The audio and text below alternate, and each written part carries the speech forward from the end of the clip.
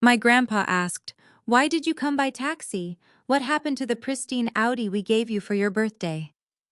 Before I could even take another step, my mother Yvonne smiled, her perfectly lined lips stretching into a picture of southern elegance. "Oh, Dad," she purred, waving her manicured hand. "That Audi belongs to her sister now." Grandpa went dead quiet. He slowly put down his crystal glass, turned to his attorney, sitting at the end of the long table, and asked the one question that was about to destroy my family, entire fake empire. The title was in my granddaughter name. Desmond, who exactly signed that Audi over to her. I watched my sister's smug smile freeze completely. "My name is Zuri. I am 35 years old, and today was the day I finally stopped letting my toxic family use me as their personal bank and stepping stone." Before I continue this story, let me know where you are watching from in the comments below. Hit like and subscribe if you have ever had to stand up to family members who smiled in your face while stealing your peace. Growing up in Atlanta, our family projected the ultimate image of Black excellence. My grandfather Jeremiah was a self-made logistics mogul who built an empire from a single delivery truck. He worked tirelessly to ensure his descendants would never know the struggles he faced. But while my grandfather valued hard work and integrity, my mother Yvonne only valued status country club memberships and the appearance of generational wealth. More specifically, she valued those things exclusively for my younger sister Jada. Jada was the golden child, the socialite, the one who never had to lift a finger, while I was the quiet one who preferred numbers over debutante balls. The contrast between us was never more obvious than tonight. I had just stepped out of a battered yellow taxi at the valet stand of the prestigious Buckhead Country Club. The valet, a young guy in a crisp white uniform, actually hesitated when he saw the rusted door of the cab swing open. I handed the driver a $20 bill, stepped onto the pristine cobblestone driveway, and smoothed out my tailored navy blue suit. I did not look like someone who had just taken a cheap cab ride across town. I looked exactly like what I am, the founder of an elite forensic accounting firm that audits Fortune 500 companies. But to my mother and sister, I was just Zuri, the boring bookkeeper, who existed solely to fund their lavish lifestyle. I walked through the opulent lobby of the country club, the sound of my heels clicking against the imported marble floors. The air smelled of expensive floral arrangements and old money. When I reached the private dining room, reserved for Grandpa Jeremiah, 80 birthday dinner, I took a deep breath. I knew exactly what I was walking into. I pushed open the heavy oak doors and stepped inside. The room was magnificent. Crystal chandeliers cast a warm glow over a long mahogany table decorated with white orchids. About 30 guests were seated, including my grandfather, his business associates, and my immediate family. The conversation died down for a fraction of a second as I entered. That was when Grandpa Jeremiah, sitting at the head of the table, looked out the floor-to-ceiling windows that overlooked the valet driveway. He had seen my arrival. "Why did you come by taxi?" he asked, his deep voice commanding immediate attention. "What happened to the Audi we gave you for your birthday?" The room went completely silent. That Audi was a gift from him, a reward for helping him untangle a complicated tax issue for his commercial real estate company last year. It was the first true luxury item I had ever owned. But before I could even open my mouth to answer, my mother Yvonne took a slow, deliberate sip of her Chardonnay. She adjusted the heavy pearl necklace resting against her collarbone and offered Grandpa a sweet, condescending smile. "Oh, Dad," she said, her voice dripping with fake affection. Zuri graciously gave the car to Jada. "You know how Zuri is. She is a homebody. She just sits in her little office crunching numbers all day. She barely leaves the house. Meanwhile, Jada has her charity luncheons, her junior league meetings. Jada really needs a safe luxury vehicle to maintain appearances for Preston business associates." It just made sense for the family. I looked across the table at my sister Jada. She was sitting next to her white husband Preston, an arrogant crypto entrepreneur who loved to talk about his investments while secretly drowning in debt. Jada was wearing a designer dress that cost more than my first car, her wrist sparkling with diamond bracelets. She caught my eye and gave me a smug, entitled little smirk. She actually believed her own hype. She genuinely believed she deserved the things she stole from me. simply because she was the prettier, more outgoing sister. This was my mother, lifelong habit on full display. When I won a full academic scholarship to college, my mother told our relatives it was because of the expensive private tutoring she supposedly paid for, even though I studied entirely alone in the public library. When I bought my first condo, she told her friends I was just renting it because true ownership was too stressful for a single woman. And now she was actively trying to convince my grandfather that I had happily surrendered a luxury vehicle to pad my sister's fake high society lifestyle. I did not scream. I did not cry. I did not revert to the insecure teenager they always treated me as. I simply reached into my leather briefcase and pulled out my phone. I opened an application and walked calmly over to my grandfather, holding the screen up for him to see. "Actually, Grandpa," I said, my voice perfectly level and loud enough for every single guest in the room to hear. "I never gave Jada the car. I never gave them the keys. In fact, they took the spare set from my foyer console table during Thanksgiving dinner when I was in the kitchen cooking for them." The air in the room seemed to evaporate. My mother's smile vanished. Jada shifted uncomfortably in her chair, her diamond bracelets clinking nervously against the table. Preston suddenly looked very interested in his water glass. I tapped the screen of my phone. This is the GPS tracking application linked directly to the vehicle onboard computer. I continued, keeping my eyes locked on my mother. As you can see, the Audi is currently parked in the driveway of Preston and Jada Estate. It has been there for 3 weeks. I have asked for it back multiple times, and I was told I was being selfish for wanting my own property. So no, Mom. I did not graciously give away anything. My car was stolen by my own sister. A heavy, suffocating silence fell over the dining room. The business associates at the adjacent tables stopped pretending they were not listening. My grandfather looked at the glowing blue dot on my phone screen. Then he looked up at my mother. The expression on his face was not anger. It was an absolute freezing disappointment that was far more terrifying than any shouting match. Grandpa Jeremiah slowly placed his hands flat on the mahogany table.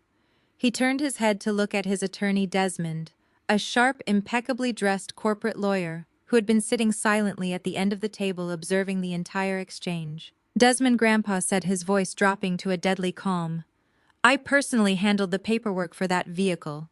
The title was put strictly in Zuri's name. It is a legal document.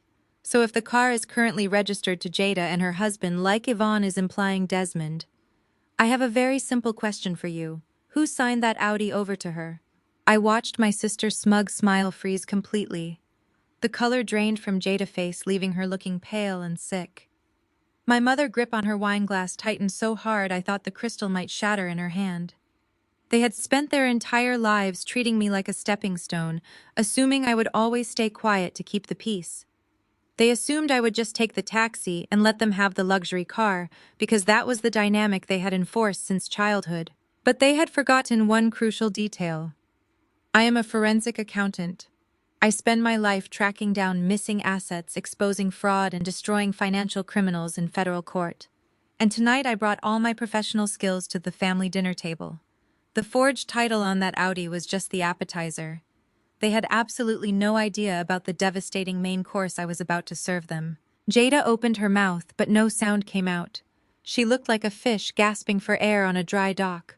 Her eyes darted frantically across the table, searching for our mother, pleading for a rescue. She was so used to being shielded from any real-world consequences that she physically did not know how to process being caught in a lie. Yvonne set her wine glass down a little too hard. A single drop of Chardonnay spilled over the rim and stained the pristine white tablecloth. She cleared her throat and instantly plastered that fake Southern Belle smile right back onto her face, smoothing out the invisible wrinkles in her silk wrap. "Dad, please," Yvonne purred, waving her manicured hand in the air, as if we were simply discussing a misplaced sweater instead of Grand Theft Auto. "You are making a mountain out of a molehill." Zuri gave us verbal permission to take the car. I just handled the DMV paperwork as a favor to save her some time. She is always so stressed out with her little accounting job. I thought I was doing her a favor by managing the heavy lifting. Desmond did not smile back. The older attorney pushed his gold-rimmed glasses up the bridge of his nose and looked at my mother with the clinical detachment of a man who destroys people for a living. He leaned forward, resting his forearms on the mahogany table. Yvonne, he said, his voice echoing in the sudden quiet of the private dining room. A vehicle title is a state-issued legal document. You cannot verbally authorize someone to forge your signature on it. Furthermore, crossing state lines to file fraudulent vehicle registration documents elevates this from a simple misunderstanding to a federal felony. The color completely washed out of my mother's face, leaving her looking pale and suddenly very old. She opened her mouth to argue, but before she could formulate another lie, my brother-in-law decided it was his time to shine. Preston pushed his chair back and stood up, towering over the table. He was a man who breathed pure arrogance, masking his deep insecurities behind expensive tailored suits and trendy tech jargon. He aggressively adjusted his heavy gold Rolex, a nervous tic he always developed whenever he felt his authority in the room being challenged. "Listen here, Zuri," he said, pointing a finger directly at my face. "I have had enough of your attitudes tonight. You come in here looking for a handout and trying to ruin your grandfather's birthday dinner because you are a bitter, lonely accountant who cannot stand to see your sister happy." I watched him puff out his chest. He deliberately raised his voice, glancing around the room to make sure his wealthy country club investors sitting at the adjacent tables were watching him play the protective hero.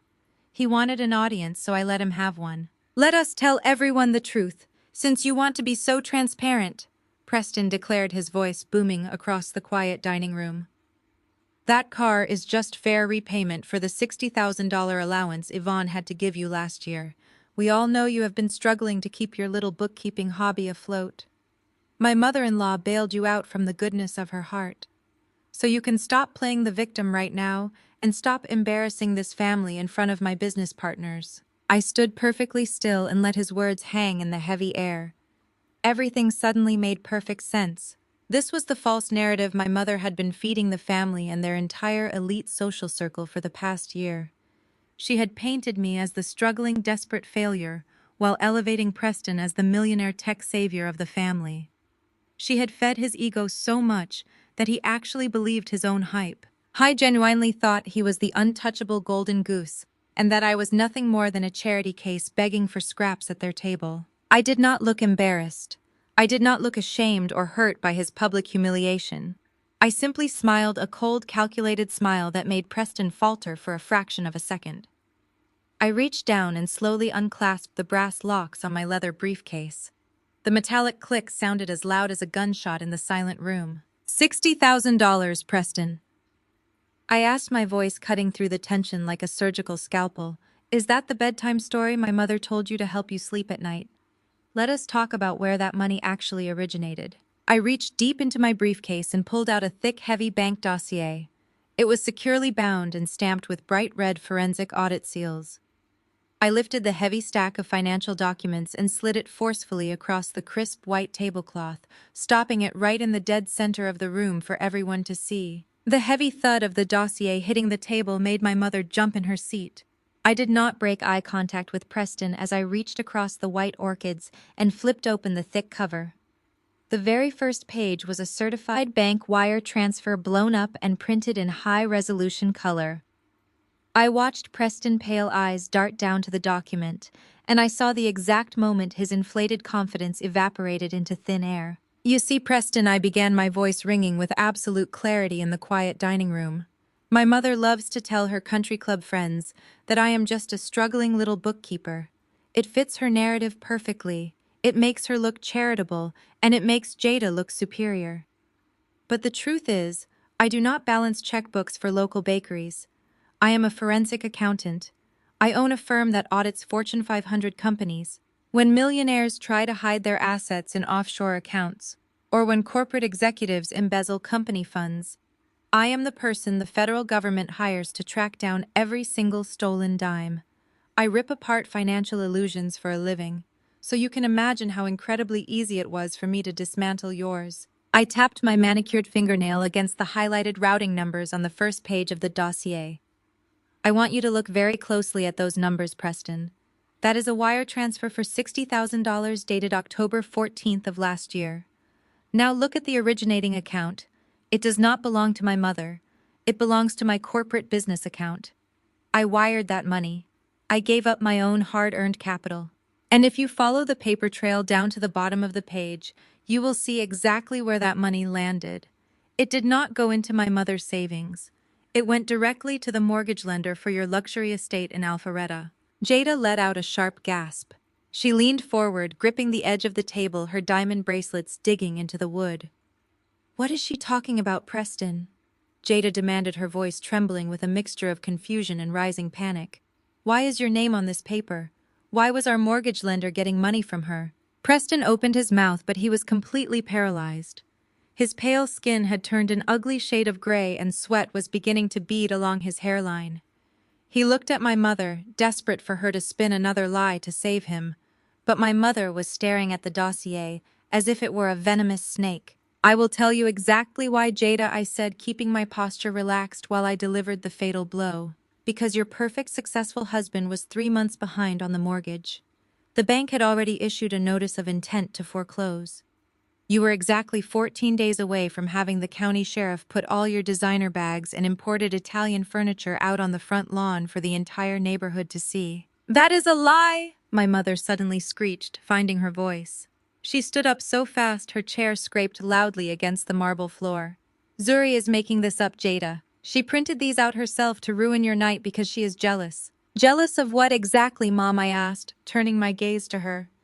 "Am I jealous of the frantic phone call you made to me on October 10th? Because I remember that conversation very clearly. I remember you calling me at 2 in the morning crying hysterically. You told me Grandpa Jeremiah was incredibly sick. You told me he needed a specialized experimental treatment that his insurance refused to cover. You played on my love for my grandfather. You used his health as a weapon because you knew he was the only person in this family I would empty my bank accounts to save." Grandpa Jeremiah sat at the head of the table perfectly still. His dark eyes were locked onto my mother, burning with a quiet, terrifying intensity. He did not need to say a word because the disgust radiating from him was palpable. "You begged me for that money, Mom," I continued, my voice dropping lower but carrying across the entire room.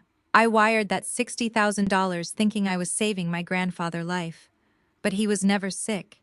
He was perfectly fine playing golf 3 days a week. You lied about your own father's health just to get your hands on my cash.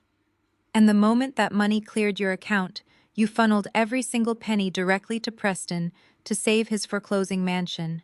You stole from me to maintain the fake high society image you so desperately crave for your golden child." My mother's chest heaved as she struggled to breathe.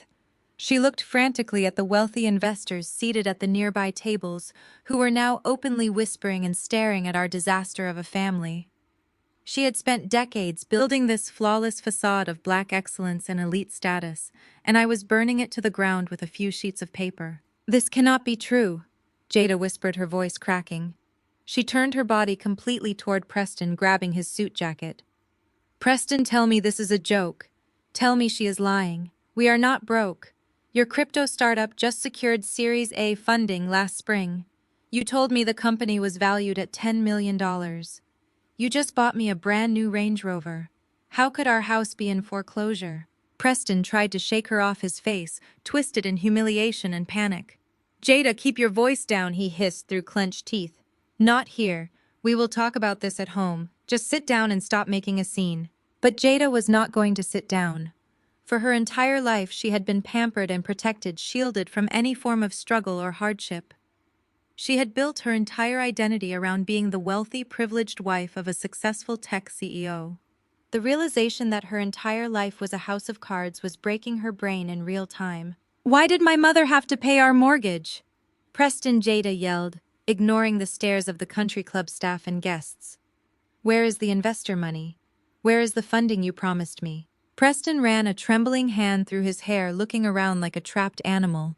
He had spent years talking down to me, treating me like an uneducated peasant, simply because I chose hard work over flashy appearances. He had mocked my career, my clothes, and my quiet lifestyle, all while living off the money I generated.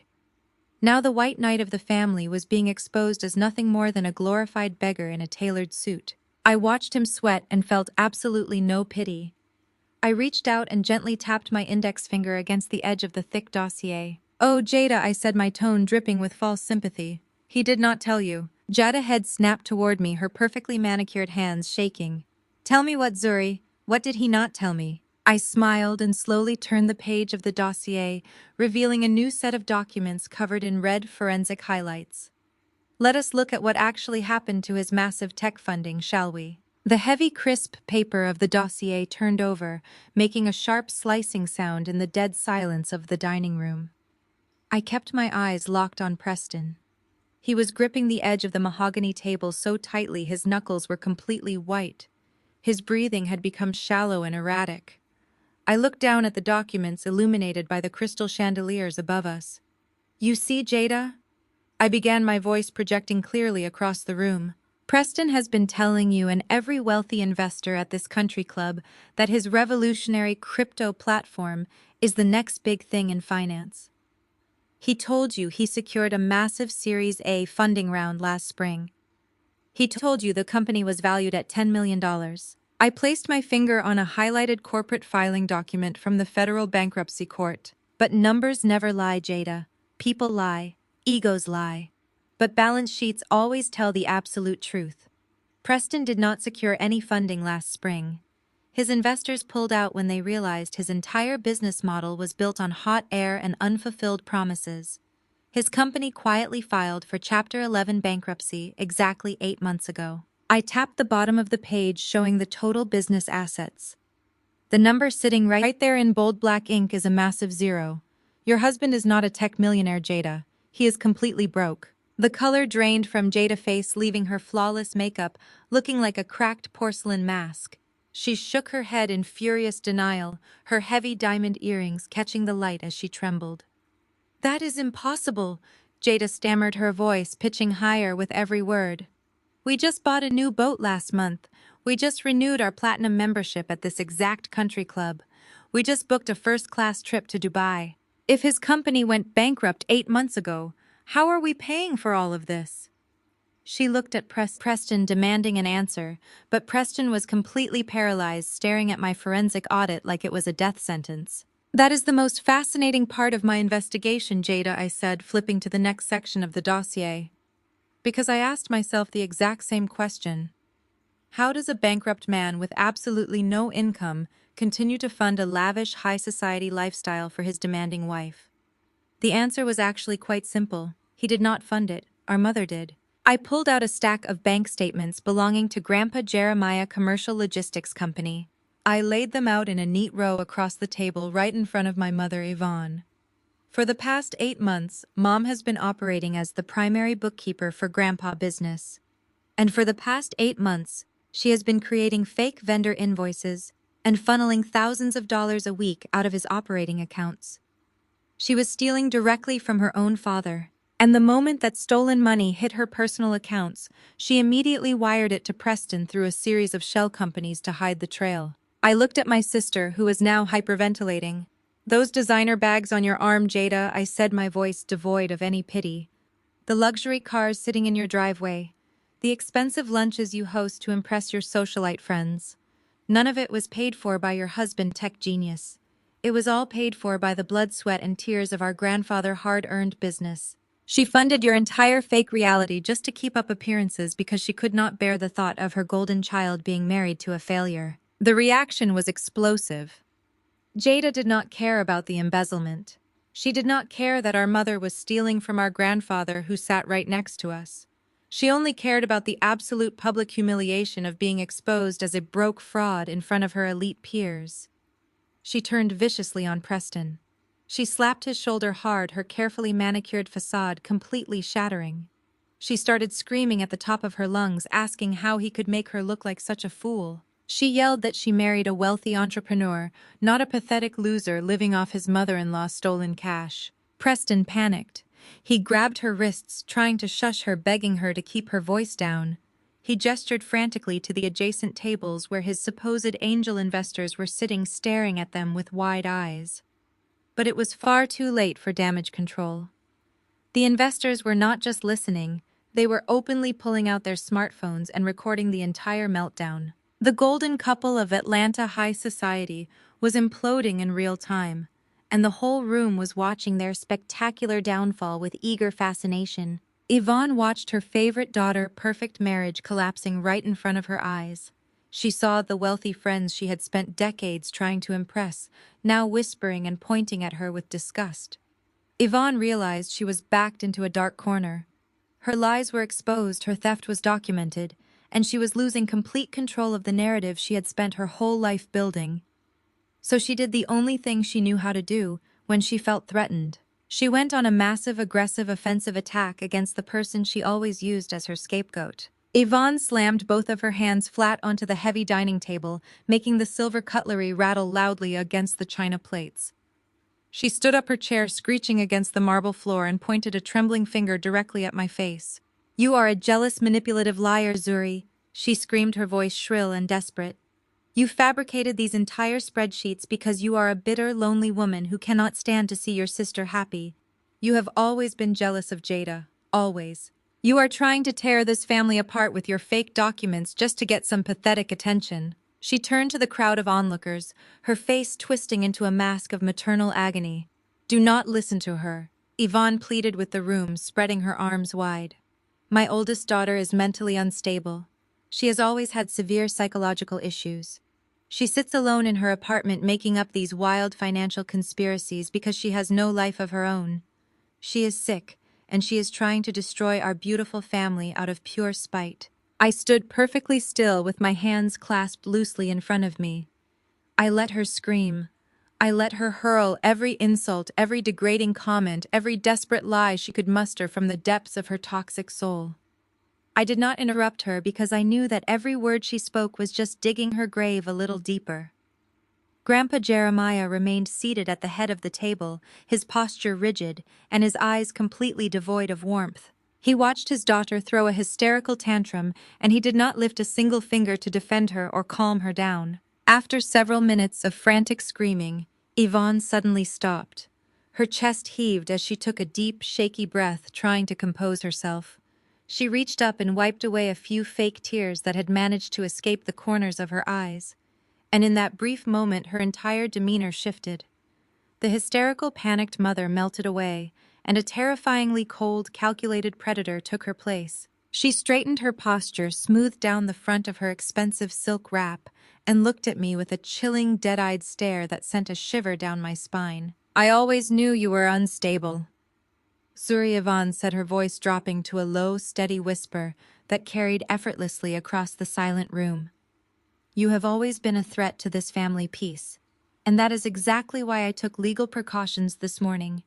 I knew you would try something like this to ruin your grandfather's 80th birthday." She turned her icy gaze toward Grandpa Jeremiah, who simply stared back at her, unblinking. "Dad is clearly not in his right mind to sit here and let you spew these disgusting lies about me." Yvonne continued, her tone dripping with false sympathy. "His cognitive decline has been obvious to me for months, and clearly neither are you, Zuri. You are both entirely unfit to manage the affairs of this family." Yvonne slowly reached into her designer purse. Her movements were deliberate and practiced like a chess player making a final move. She pulled out a thick, heavy document sealed in a brown manila envelope. She opened the flap and pulled out a stack of papers stamped with a bright golden notary seal.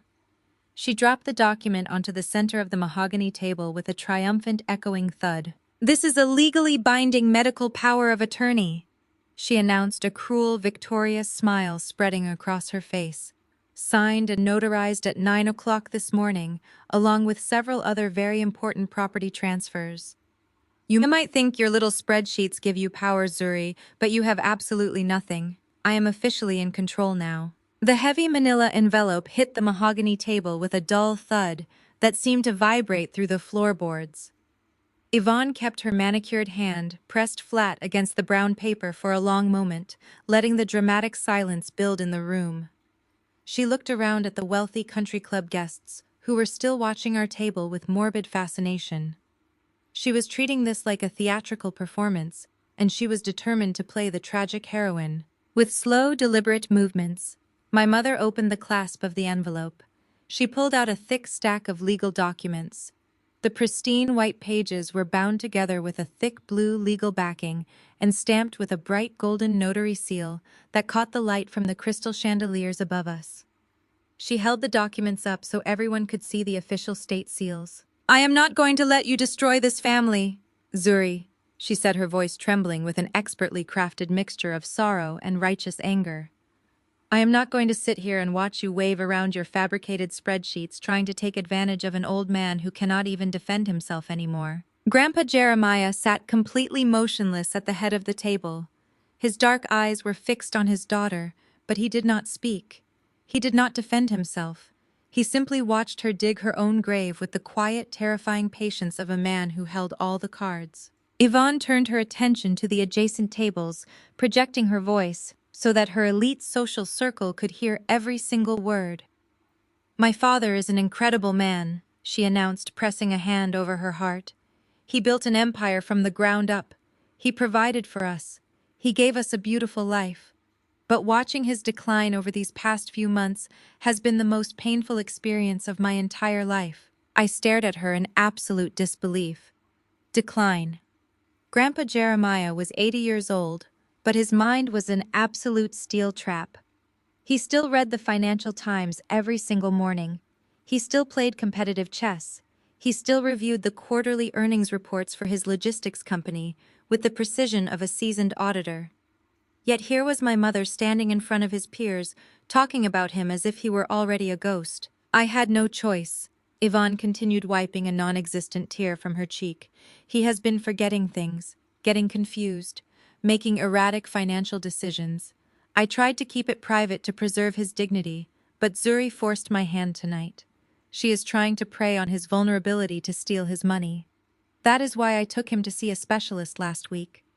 Dr. Arrington, one of the top neurologists in Atlanta, evaluated him thoroughly. She pulled a single sheet of paper with a hospital letterhead from the stack and laid it on the table. The diagnosis was devastating, she whispered, her voice cracking perfectly on cue.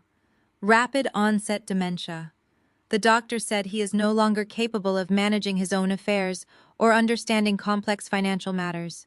I looked at the doctor note sitting on the table and felt a deep, sickening wave of disgust wash over me. Dr. Arrington was not a top neurologist. He was a country club quack who played tennis with my mother on Tuesday mornings. She had likely paid him a small fortune or promised him a massive donation to his private clinic to sign off on a fraudulent medical evaluation. My mother, lifelong obsession with wealth and status, had finally reached its absolute peak. She was so desperate to maintain her lavish facade and so terrified of being exposed as an embezzler that she was willing to legally strip her own brilliant father of his autonomy. She was willing to declare him mentally incompetent just to cover her tracks. And because of this heartbreaking diagnosis, Yvonne said, her posture straightening as she returned to her assertive, domineering tone, I had to take immediate emergency action to protect the generational wealth my father worked so hard to build. I could not let vultures tear apart his legacy. I had to step up and be the protector of this family. She picked up the thick stack of notarized documents and waved them in my direction. This is a legally binding medical and financial power of attorney, she declared triumphantly. Signed, sealed, and filed with the county clerk at exactly 9 o'clock this morning.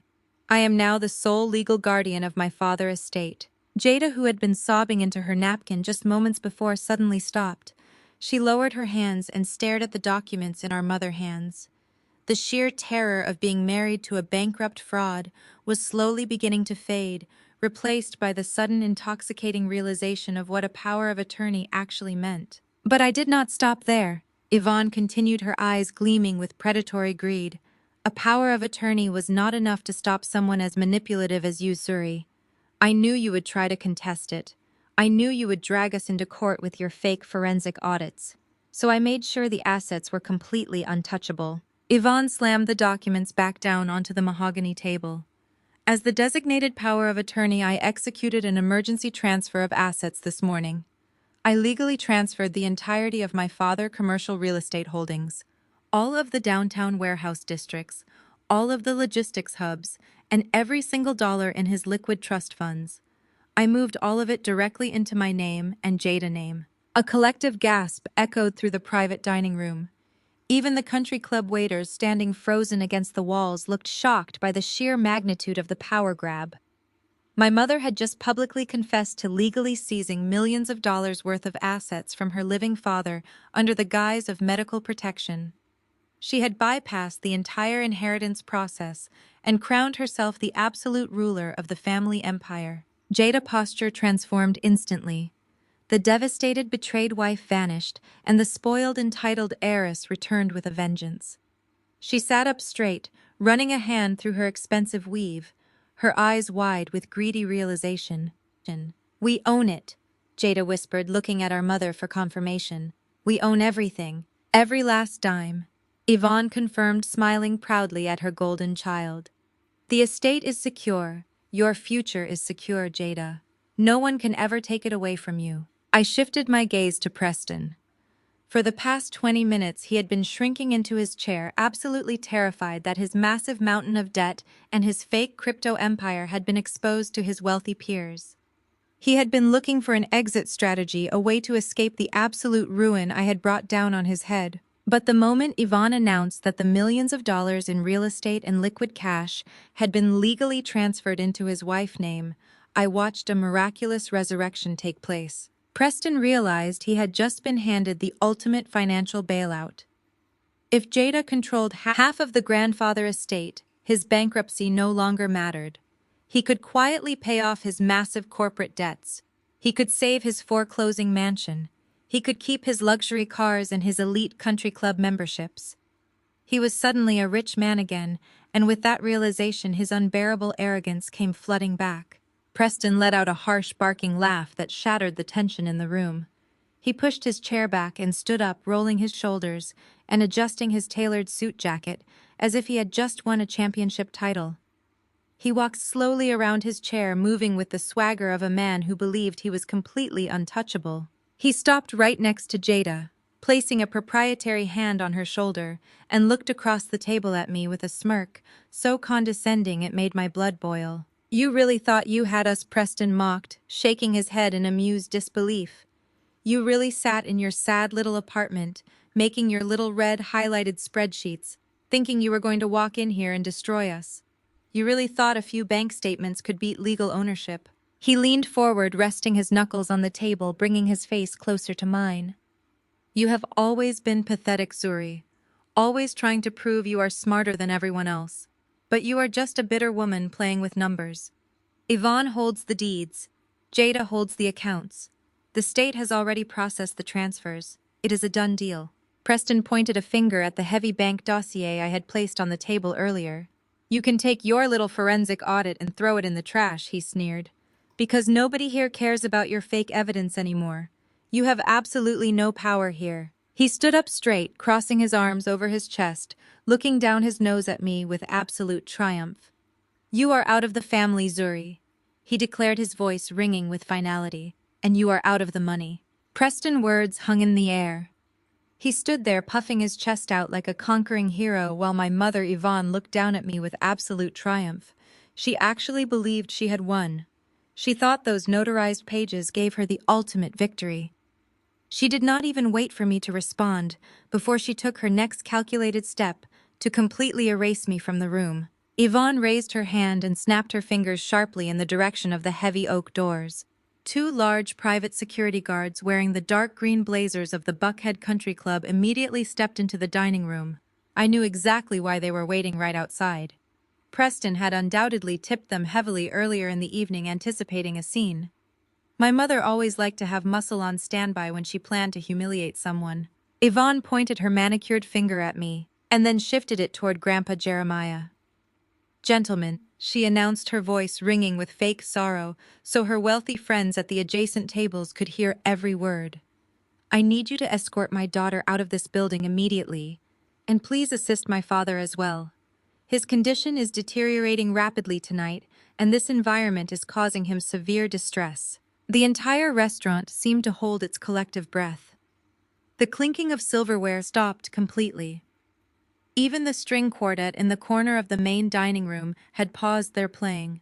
Every single elite guest in that country club was watching my mother publicly dethrone the patriarch of our family. But Yvonne was not finished. She needed to twist the knife to make sure everyone knew she was the one in absolute control. "I have already made the necessary arrangements," Yvonne continued, turning her gaze to the whispering crowd. It breaks my heart, but for his own safety, I am placing my father in a specialized care facility first thing tomorrow morning. The medical transport will arrive at his estate at 8. It is the only way to ensure he gets the 24-hour supervision his dementia requires. Jada let out a loud, dramatic sob, pressing her face into Preston's shoulder.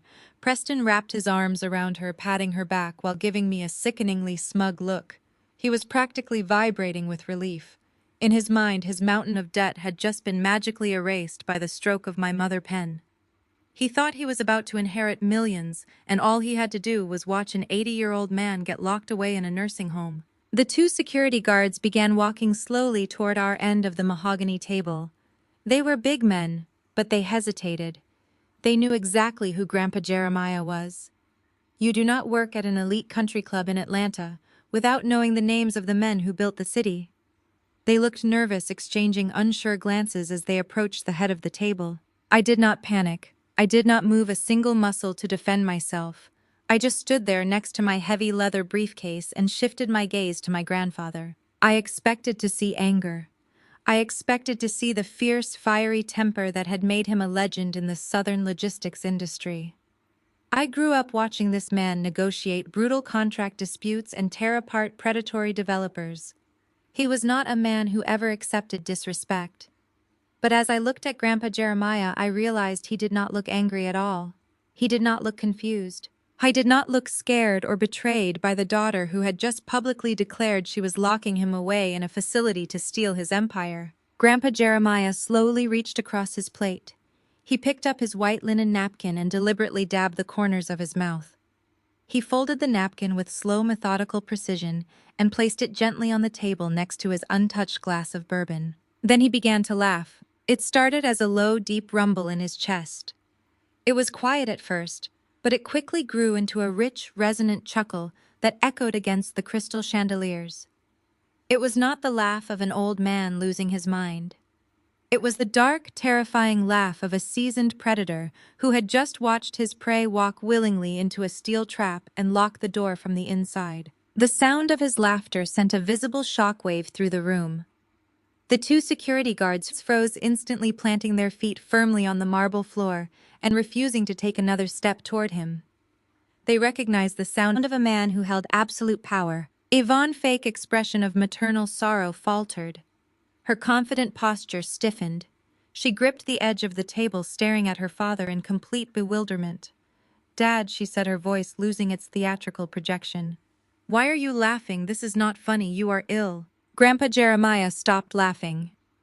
The warmth instantly vanished from his face, leaving behind a mask of pure, cold authority. He leaned back in his heavy leather dining chair, lacing his fingers together and resting them over his stomach. He locked his dark eyes onto my mother, and the temperature in the room seemed to drop 10 degrees. "You always were a fool," Yvonne Grandpa said, his voice steady and completely devoid of any cognitive decline. "You spent your entire life chasing shiny things, trying to impress people who do not care about you. You thought you could outsmart me. You thought you could steal the empire I built with my own 2 hands just because you paid some country club doctor to write a fake note." Yvonne swallowed hard, her eyes darting nervously toward the security guards, who were now backing away toward the doors. "Dad, you are confused," she insisted, trying to regain control of the narrative. "I have the power of attorney. I have the signed transfer documents. You do not own the company anymore. I transferred the assets this morning. It is already done." Grandpa Jeremiah did not even blink. He kept his eyes locked on her, watching her squirm under his heavy, punishing gaze. He let her sit in her own arrogant certainty for just another moment before he decided it was time to end the game. He slowly turned his head toward his attorney, who had been sitting quietly observing the entire spectacle. "Tell her!" Desmond Grandpa commanded, his voice slicing through the thick tension in the dining room with absolute precision. "Tell my brilliant thieving daughter what she actually signed this morning." Desmond stood up slowly. The scrape of his heavy wooden chair against the marble floor was the only sound in the entire dining room. He adjusted his perfectly tailored suit jacket and reached down to pick up his own sleek black leather briefcase. He placed it on the mahogany table right next to my thick red stamped dossier. The metallic click of his briefcase opening echoed sharply in the quiet space. He pulled out a single pristine sheet of paper and looked directly at my mother. Yvonne, he began, his voice perfectly level, but carrying a heavy weight that made the crystal water glasses vibrate. Your father did not build a logistics empire by being blind to the details. He built it by knowing exactly where every single penny goes. 6 months ago, he noticed a series of irregular vendor payments coming out of his primary commercial operating accounts. My mother froze. Her manicured hands gripped the edge of the table so tightly her knuckles turned white. Desmond continued, his gaze entirely unforgiving. You thought you were being clever, Yvonne. You used the names of companies that sounded legitimate. You created dummy invoices for warehouse maintenance and fleet repairs. But you underestimated the man who created those warehouses and bought those fleets. He flagged your fraudulent transfers immediately. He knew his business inside and out, and he knew instantly that he was being robbed by his own flesh and blood. I looked at Grandpa Jeremiah. He sat with a quiet dignity, his posture unbroken by the betrayal of his own child. But my client was in a very difficult position, Desmond explained, turning his attention to the rest of the room. He could not use his internal accounting department to investigate the missing funds because you, Yvonne, were the primary bookkeeper. You had full administrative access to the internal financial systems. If he triggered an internal review, you would have simply deleted the files, destroyed the evidence, and covered your tracks. He needed an outside perspective. He needed an independent forensic auditor who was completely immune to your emotional manipulations. Someone who knew your financial habits and could operate in total absolute secrecy. I stepped forward, standing shoulder to shoulder with Desmond. I looked at my mother, whose face was now a mask of absolute horror. That is right, Mom, I said, my voice steady and clear. Grandpa came to me. I let the weight of those words settle over the room. I remembered the day clearly. Grandpa Jeremiah had walked into my downtown office unannounced. He had sat in the chair across from my desk, looking older and more tired than I had ever seen him. He handed me a flash drive containing his personal ledgers and asked me to find out why his daughter was stealing from him. It was the day we formed an unspoken alliance against the toxicity that had plagued our family for decades. We sat in my office 6 months ago. I continued keeping my eyes locked on my mother, and he officially hired my firm to conduct a comprehensive shadow audit of the entire family estate. You spent the last 6 months telling everyone that I was avoiding family dinners because I was a bitter, lonely woman, I said, letting my tone reflect the years of disrespect I had endured. You told Jada and Preston that I was depressed and hiding in my apartment. You told your wealthy country club friends that I was too embarrassed by my own failures to show my face in public. You painted me as a pathetic outcast who could not handle the pressure of your elite social circles. I took a step closer to the table, pointing at the thick dossier. But I was not hiding, Mom. I was working. While you were hosting lavish charity luncheons and buying Jada designer bags with stolen money, I was sitting at my desk, legally dismantling your entire financial infrastructure. I spent my nights and weekends tracking every single fraudulent invoice you created. I followed the wire transfers from Grandpa business accounts to your personal checking accounts. I documented exactly how you moved that stolen cash through multiple shell companies before dumping it directly into Preston bankrupt startup. I built an airtight federal case against you while you were busy sipping champagne and planning my downfall. Jada let out a whimpering sound, backing away from the table, as if the documents might physically burn her. Preston looked completely nauseated. His eyes darted toward the exit, but the 2 security guards were still blocking the doors, unsure of what to do as this elite family imploded in front of them. Grandpa Jeremiah leaned forward, his dark eyes piercing through my mother. You thought I was losing my mind, Yvonne, he said, his voice laced with heavy disgust. You mistook my silence for weakness. You thought because I let you run the books I was not paying attention to the bottom line. I let you think you were getting away with it because Zuri and Desmond needed time to gather every last piece of evidence. I wanted to see exactly how far you were willing to go to maintain your precious social status. And today, you showed me. You were willing to declare me mentally incompetent and lock me away in a facility just to cover up your theft. The reality of the situation was finally crashing down on my mother. Her own father and the daughter she had treated like garbage. Her entire life had been working together in secret for half a year to trap her. Her perfect plan was entirely built on a foundation we had allowed her to construct. She was not the mastermind, she was the target. The wealthy guests at the adjacent tables were whispering furiously, completely mesmerized by the exposure of the woman who had spent years looking down on them. But Yvonne was a woman who had spent decades surviving on denial and sheer audacity. She refused to accept defeat even when she was standing in the ashes of her own lies.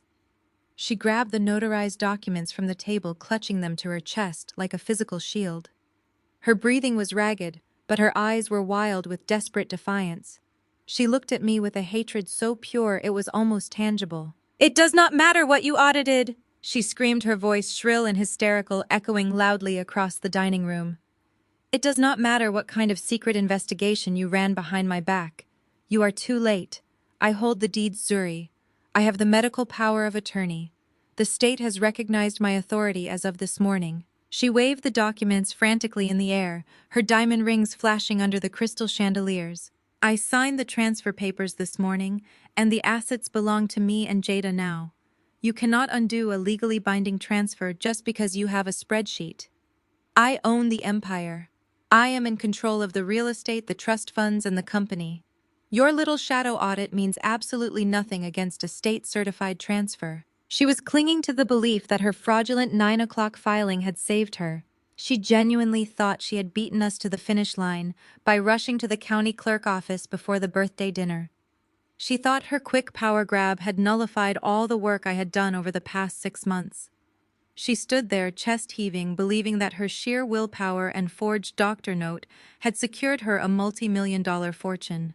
The crowd of elites in the room watched in stunned silence, waiting to see if the matriarch had truly managed to steal the throne right out from under us. I felt a deep, profound sense of calm wash over me.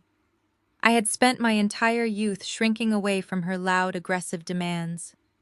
I had spent years letting her dictate my worth. But standing there watching her wave those stolen papers, I felt absolutely nothing but pity for her profound ignorance. She was so blinded by greed that she never once considered the possibility that the bait had been left out on purpose. Desmond watched her frantic display with calm amusement. He slowly reached up and adjusted his gold-rimmed glasses again. A slow, predatory smile spread across his face. It was the smile of a seasoned hunter watching the trap snap shut exactly as planned. "Yes, Yvonne," Desmond said, his tone conversational and terrifyingly polite. "You absolutely did. You signed those transfer papers this morning, and they are completely legally binding. The state has indeed processed your signature just as you intended." My mother stopped waving the papers. She looked at Desmond, panting heavily, a victorious sneer beginning to form on her lips. She thought he was conceding defeat. She thought she had won the war. But Desmond's predatory smile only grew wider. His eyes locked onto hers, gleaming with the promise of absolute ruin. "But tell me, Yvonne," Desmond asked softly, leaning forward over the mahogany table. "Did you actually read the routing numbers on those transfer documents before you signed them in your desperate rush to steal the family wealth?" Yvonne stared at Desmond with a look of pure, unfiltered confusion. She blinked once, then twice, as her eyes darted down to the thick stack of notarized documents resting beneath her manicured hands. A harsh, forced laugh escaped her, sounding more like a desperate gasp for air than an actual display of amusement. She slapped her palm flat against the crisp white paper. "I know these routing numbers, Desmond," she hissed, her voice dripping with venom and a rising tide of panic. "Do not try to play mind games with me. I have been the primary bookkeeper for this family empire for years. These are the main corporate operating accounts. These are the commercial real estate holding accounts. I recognize every single digit on these transfer forms." I took a slow, deliberate step forward, leaving the side of my grandfather and standing directly in front of the mahogany table. The sharp click of my heels against the imported marble floor rang out like a judge striking a gavel. "You know the routing numbers of the accounts you have been embezzling from for the last 8 months, Mom." I corrected her, keeping my voice perfectly level so that every wealthy guest in the country club could hear my exact words. "You memorized the accounts you slowly bled dry to buy Jada her diamond tennis bracelets and to keep your golden son-in-law out of bankruptcy court. You knew those numbers by heart because they were your personal piggy bank. But in your greedy, desperate rush to steal your own father legacy, before this birthday dinner you clearly failed to verify the current balances of those specific accounts. Yvonne posture rigidified. The confident matriarch who had commanded the room just moments ago began to physically shrink. "What are you talking about?" she demanded, her voice cracking. I looked her dead in the eyes and delivered the reality check she had been dodging her entire life. When Grandpa Jeremiah hired my forensic accounting firm, we realized very quickly that you had full administrative access to the entire financial infrastructure, I explained. If we had simply fired you or locked you out of the banking portals, you would have panicked. You would have immediately tried to drain whatever liquid cash you could reach, or worse, you would have destroyed the corporate ledgers to hide your embezzlement trail. We could not risk that. We had to keep you comfortable. We had to make you feel like you were still the master manipulator pulling all the strings. I gestured to the useless documents sitting under her trembling hands. So we built a financial honeypot just for you. Those accounts you transferred into your name this morning are nothing but hollow, empty shells. They are decoy accounts, Mom. Jada let out a strangled gasp, clutching the edge of the table as if the floor beneath her were suddenly collapsing. 30 days ago, I continued making sure to enunciate every single syllable while you were busy planning this lavish birthday dinner and securing your fake dementia diagnosis. Grandpa Jeremiah and Desmond came to my downtown office. We sat in my boardroom and legally executed a massive, quiet, and absolute relocation of wealth. We moved 100% of his actual assets into a newly formed financial vehicle. Yvonne shook her head violently, refusing to accept the words coming out of my mouth. "You cannot do that," she protested, her breathing becoming ragged. "He has contracts. He has commercial properties all over Atlanta. You cannot just move an entire logistics empire in secret." "We did not just move it," I countered smoothly. "We locked it away behind a fortress of federal tax codes and bulletproof estate laws. Desmond drafted an irrevocable blind trust. Every single warehouse district, every fleet of commercial trucks, every downtown high-rise, and every multi-million-dollar investment portfolio was transferred out of the old accounts and secured inside that trust. We left just enough operating capital in those old routing numbers to cover your basic payroll so you would not notice the massive capital flight. Then yesterday afternoon we drained the rest." The wealthy guests at the adjacent tables were dead silent, hanging on to my every word. They were witnessing a masterclass in strategic dismantling, and the target was a woman who had spent decades looking down her nose at everyone else. "You transferred dust, Mom," I stated flatly. "You went to the county clerk office at 9 o'clock this morning and legally declared yourself the proud owner of a bunch of empty bank accounts." Yvonne's face drained of all color, leaving her looking completely ashen. She turned frantically toward Desmond, seeking a legal loophole, a mistake, a technicality, anything she could use to claw her way back to the top. "This is illegal!" she shrieked, pointing a shaking finger at the attorney. "I hold the medical power of attorney. I am his legal guardian. You cannot hide an old man's assets in a blind trust to avoid his designated caretaker.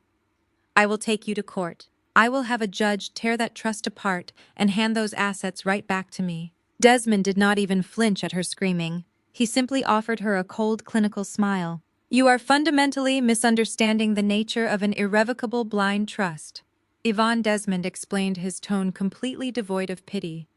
"By establishing the trust, your father willingly and legally relinquished all direct control over his own assets. He does not own them anymore. The trust owns them. Therefore, your medical power of attorney is completely useless. You cannot seize assets that your father no longer possesses. A judge cannot give you what does not belong to the man you are trying to financially exploit." Yvonne's chest heaved as she struggled to draw breath. "If he does not control the trust, then who does?" she demanded, her voice barely a whisper.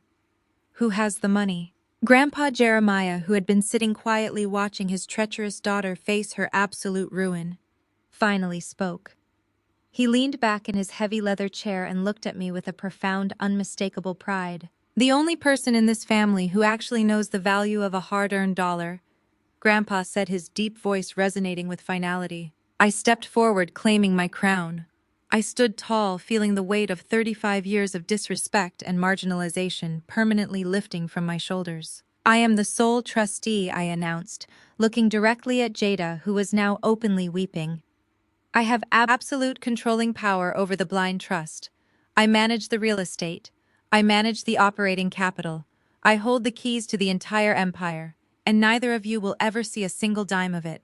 The psychological devastation in the room was absolute. Jada Designer World completely shattered. She realized in a fraction of a second that her mother had just handed her a stack of worthless paper. The limitless shopping sprees, the luxury vacations, the fake high society facade she had maintained by stepping on my neck. It was all dead. She had nothing. She was nothing.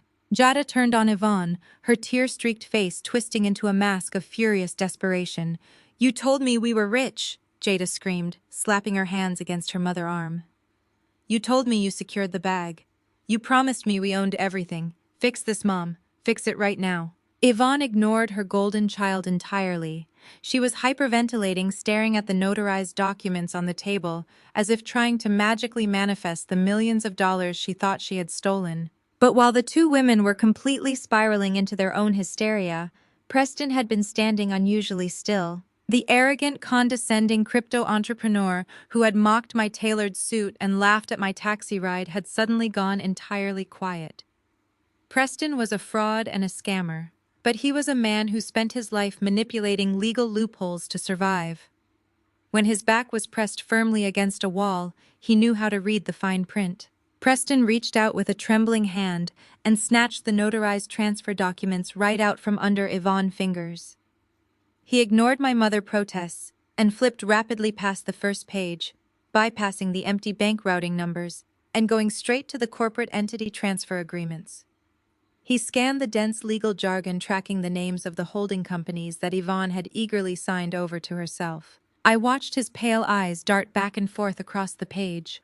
I watched his breathing stop completely. The color vanished from Preston's face, leaving him looking like a corpse in a designer suit.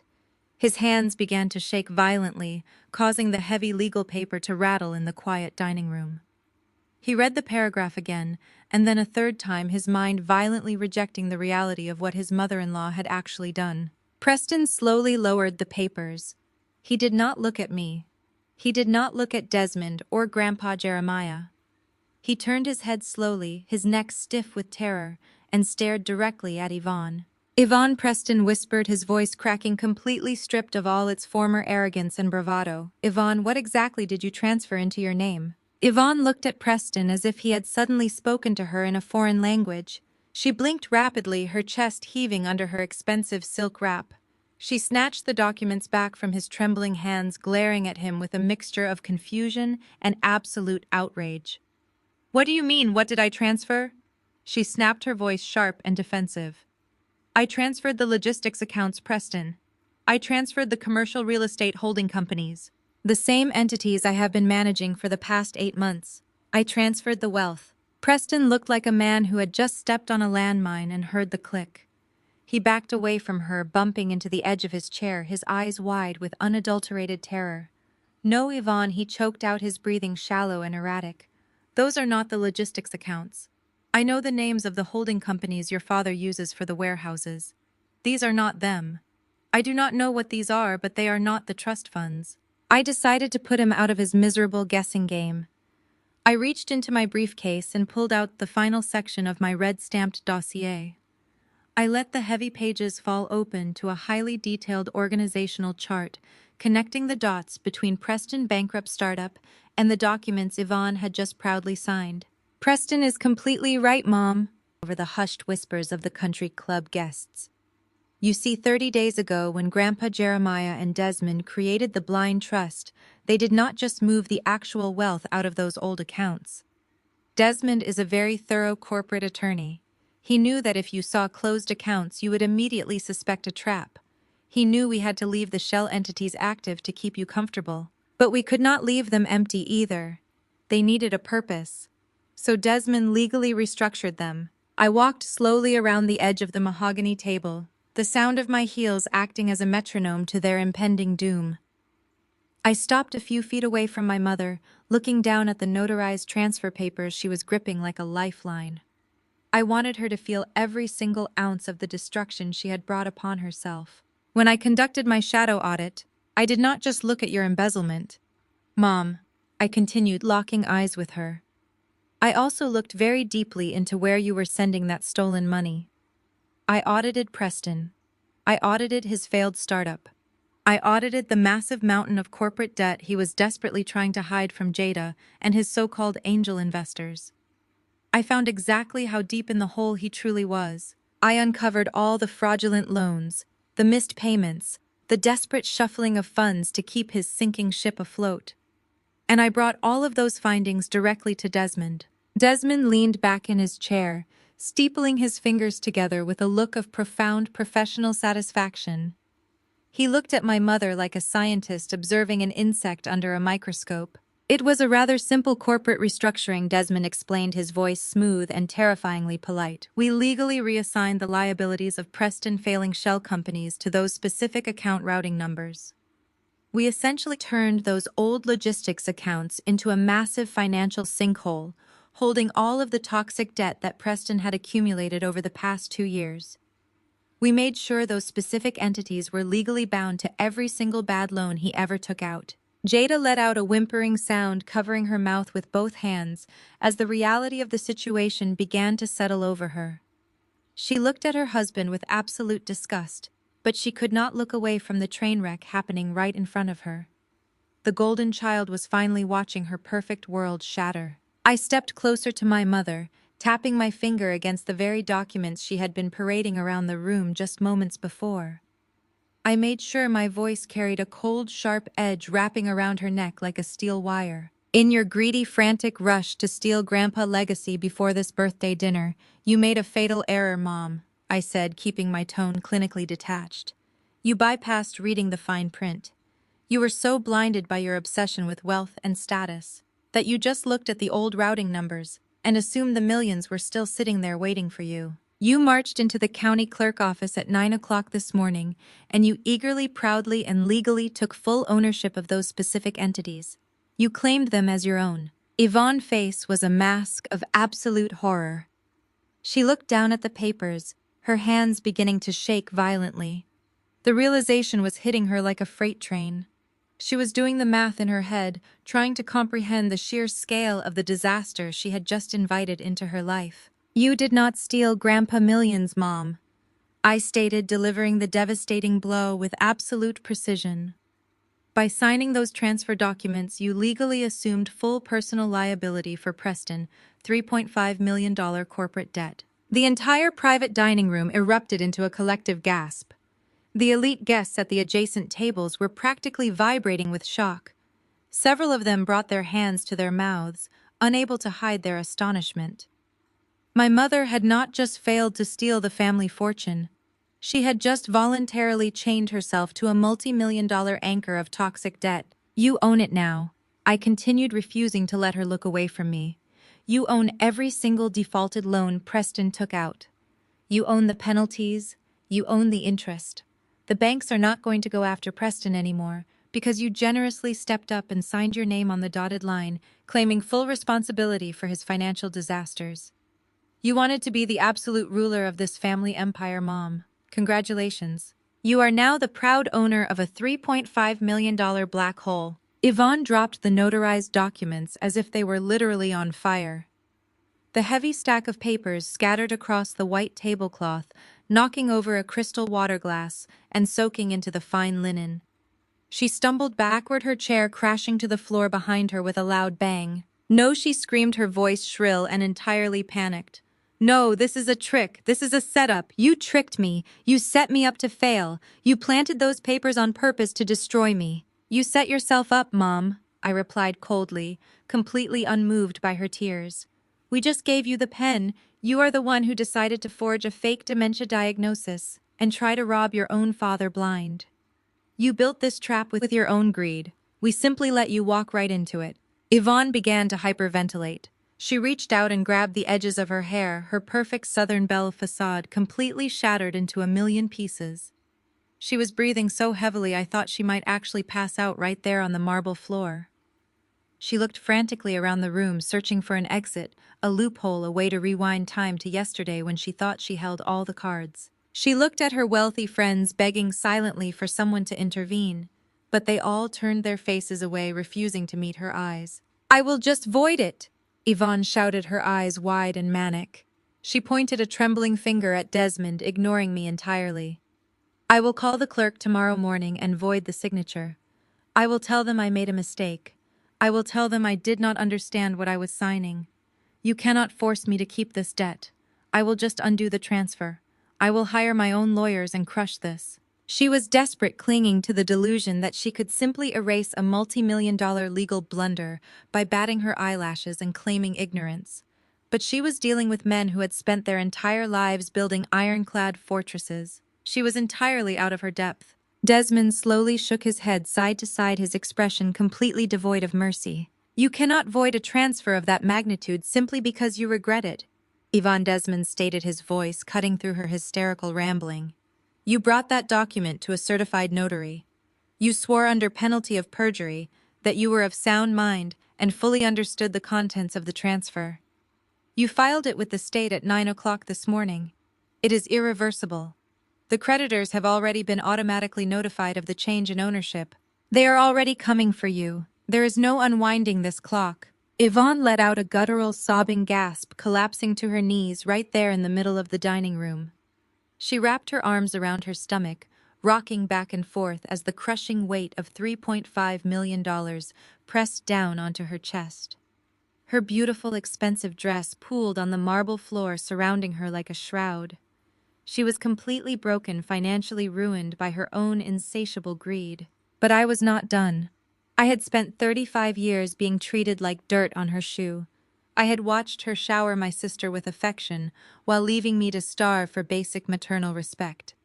She had tried to destroy me and cast me out of the family simply because I refused to be her obedient little shadow. And now I was going to finish the job. Desmond looked down at the sobbing woman on the floor and offered one final devastating smile. "But the debt is not even the worst part," Yvonne, Desmond said, his voice dropping to a low, terrifying whisper that echoed across the silent room. He looked up and caught my eye, giving me a subtle nod. The trap had been fully sprung, but the real punishment was just arriving. "Tell her about the IRS, Zuri," Desmond said, leaning back in his chair. "Let us tell her what the federal government thinks about her new acquisitions." Desmond's words hung in the air like a guillotine waiting to drop. I stepped closer to my mother, who was still crumpled on the marble floor, surrounded by her ruined silk dress. The absolute silence in the private dining room was deafening. Even the wealthy country club guests at the adjacent tables had stopped whispering. They were all holding their breath, waiting to hear exactly how deep this financial grave had been dug. When you dig into fraudulent shell companies, you usually find that the people running them are not just bad at business. I began, my voice projecting with calm authority across the room. People who accumulate $3.5 million in corporate debt do not just sit back and watch their companies fail. They get desperate. They start looking for ways to salvage their own lifestyles at the expense of their investors. And that is exactly what your golden son-in-law has been doing for the past 2 years. I looked down at my mother. Her chest was heaving as she stared up at me, her eyes wide with a terrifying realization that the nightmare was nowhere near over. I laid out exactly what Preston had been doing behind closed doors. I explained that my forensic accounting firm did not just stop at uncovering his massive bankruptcy. I pulled on the loose threads of his corporate ledgers, and the entire sweater completely unraveled.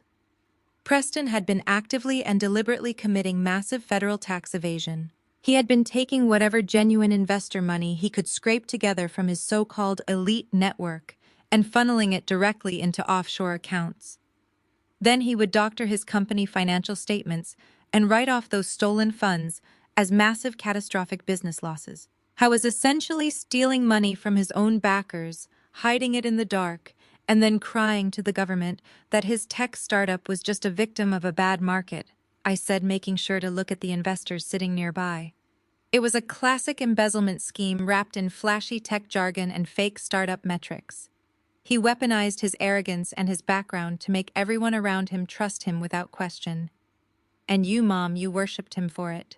You thought he was the ultimate prize for Jada because he fit your aesthetic of success so perfectly. You were so blinded by his expensive suits and his country club memberships that you never bothered to look at his actual character. Yvonne shook her head, her hands trembling violently against the cold marble floor.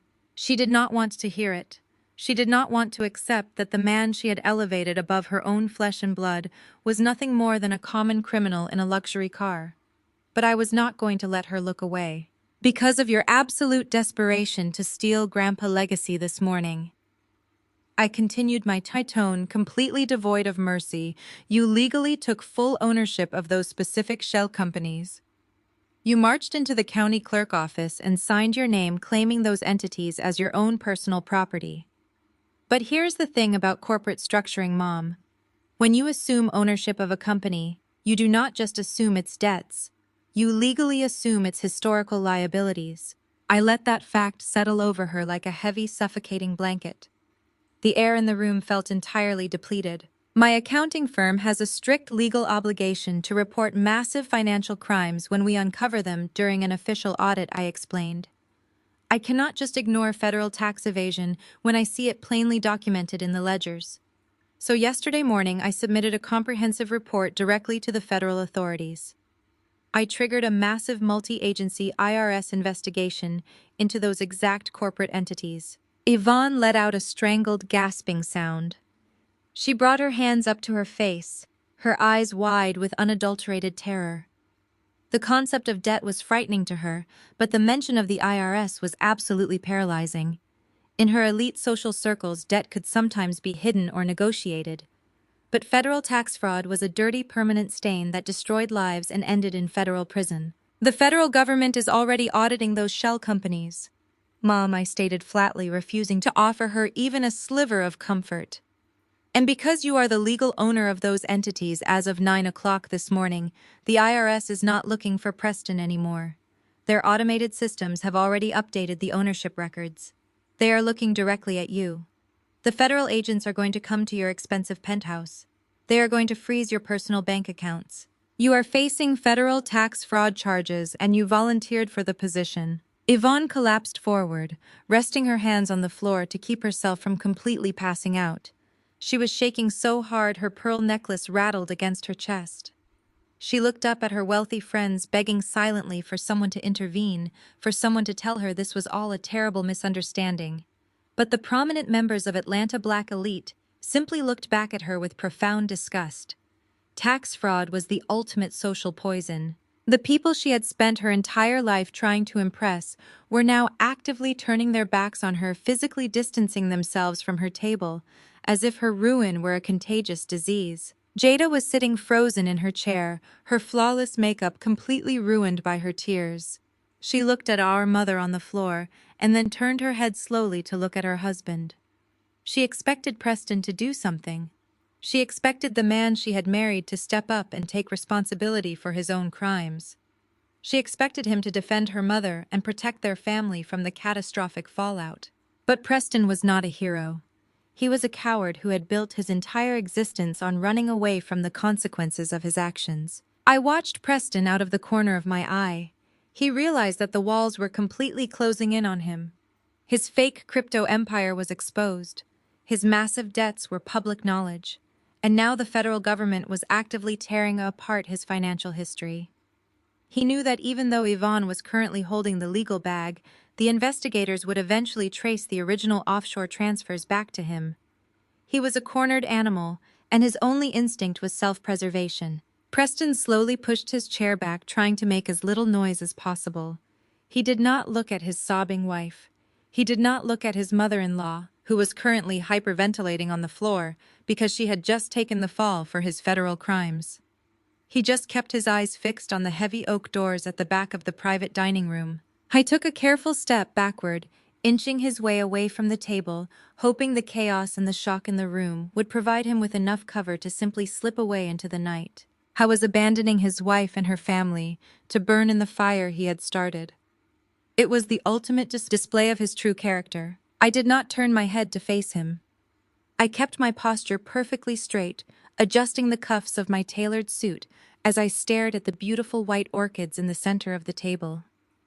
I let him take 3 full steps toward the exit before I decided to pull the leash tight. "Going somewhere, Preston?" I asked, my voice echoing loudly across the silent room, freezing him dead in his tracks. The entire room shifted their attention to the doorway, watching the golden son-in-law trying to sneak out like a thief in the night.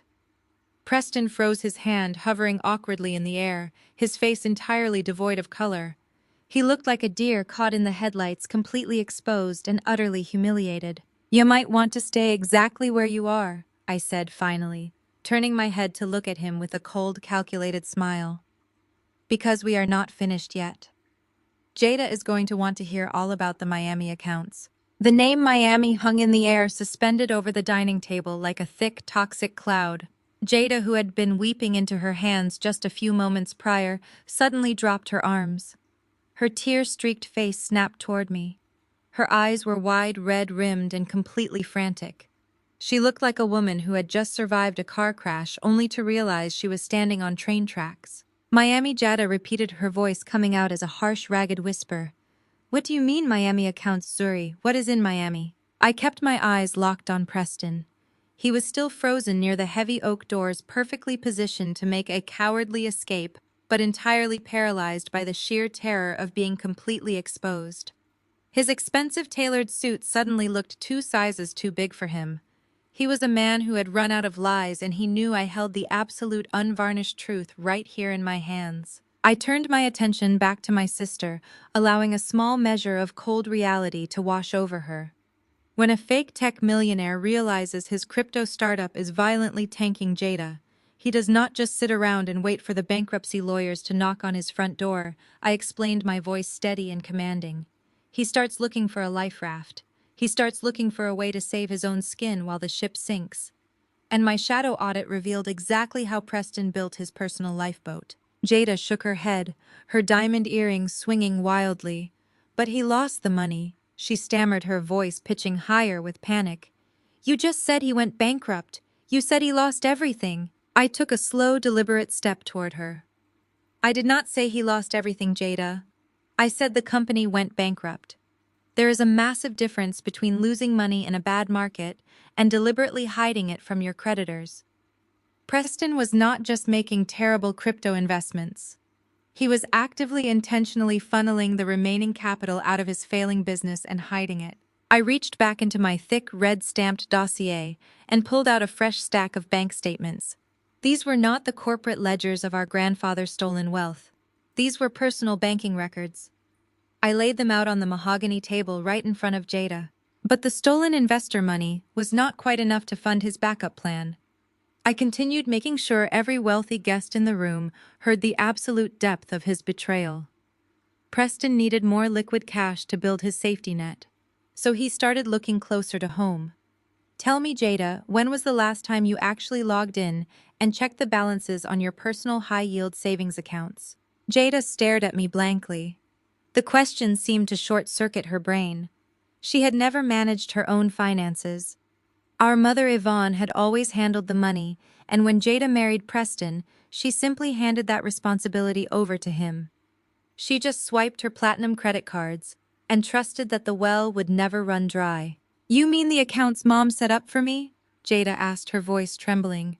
"The ones for my personal security." "Exactly those accounts," I confirmed. "The accounts our mother generously padded with the cash she embezzled from Grandpa Jeremiah Logistics' empire. The accounts that were supposed to be your ultimate untouchable safety blanket." "Well, I have some terrible news for you, Jada. Preston had authorized access to those accounts. And for the past 8 months, while he was smiling in your face and kissing your cheek every morning, he was quietly, deliberately bleeding your personal savings absolutely dry." Jada let out a sound that was half gasp, half scream. She scrambled forward, grabbing the bank statements I had placed on the table. Her eyes darted wildly across the printed pages, trying to comprehend the numbers. "I did not take it all at once," I explained, charting the timeline of his theft for the entire room. "He was smart about it. He transferred the money in small, specific increments over the course of 8 months to avoid triggering any large withdrawal alerts from the bank. He drained hundreds of thousands of dollars right out from under your nose. And he moved all of that stolen cash to a totally different limited liability company registered down in Florida, specifically in Miami. The reality of the ultimate betrayal finally crashed down onto Jada's shoulders. Her own husband, the man she had paraded around high society as her ultimate prize, had been systematically robbing her blind. She dropped the bank statements and spun around in her chair facing the doorway where Preston was still standing. "You stole from me!" Jada shrieked, her voice echoing violently against the crystal chandeliers. She did not care about the country club etiquette anymore. Her perfect elite facade was completely gone, replaced by the raw, primal anger of a woman scorned. "You stole my money, Preston. You took my savings. What were you doing with that money? Where is my money?" Preston held his hands up in a desperate, placating gesture. He took a hesitant step back toward the table, his pale face slick with nervous sweat. He was cornered, and he fell back on the only defense mechanism he had left, his smooth-talking charm. "Jada, baby, please listen to me." Preston pleaded, his voice shaking, despite his best efforts to sound confident. "You do not understand business. The startup was struggling, and I needed liquidity to keep our lifestyle afloat. I was protecting us. I opened that Miami LLC as a backup investment property. It was a real estate venture. I was saving that money for our future. I swear to you, I was just trying to build a secondary income stream for us." I was lying through his teeth, and he knew that I knew it. He looked at me with wild, desperate eyes, silently begging me not to drop the final guillotine blade. He wanted me to let him have this one last lie, so he could salvage some shred of his dignity in front of his wealthy peers. I looked at this cowardly, arrogant man who had spent hours tonight mocking my career and calling me a bitter, lonely spinster. I looked at the man who had happily lived off my hard-earned money while treating me like garbage. I felt absolutely no mercy for him. I let him dig his hole.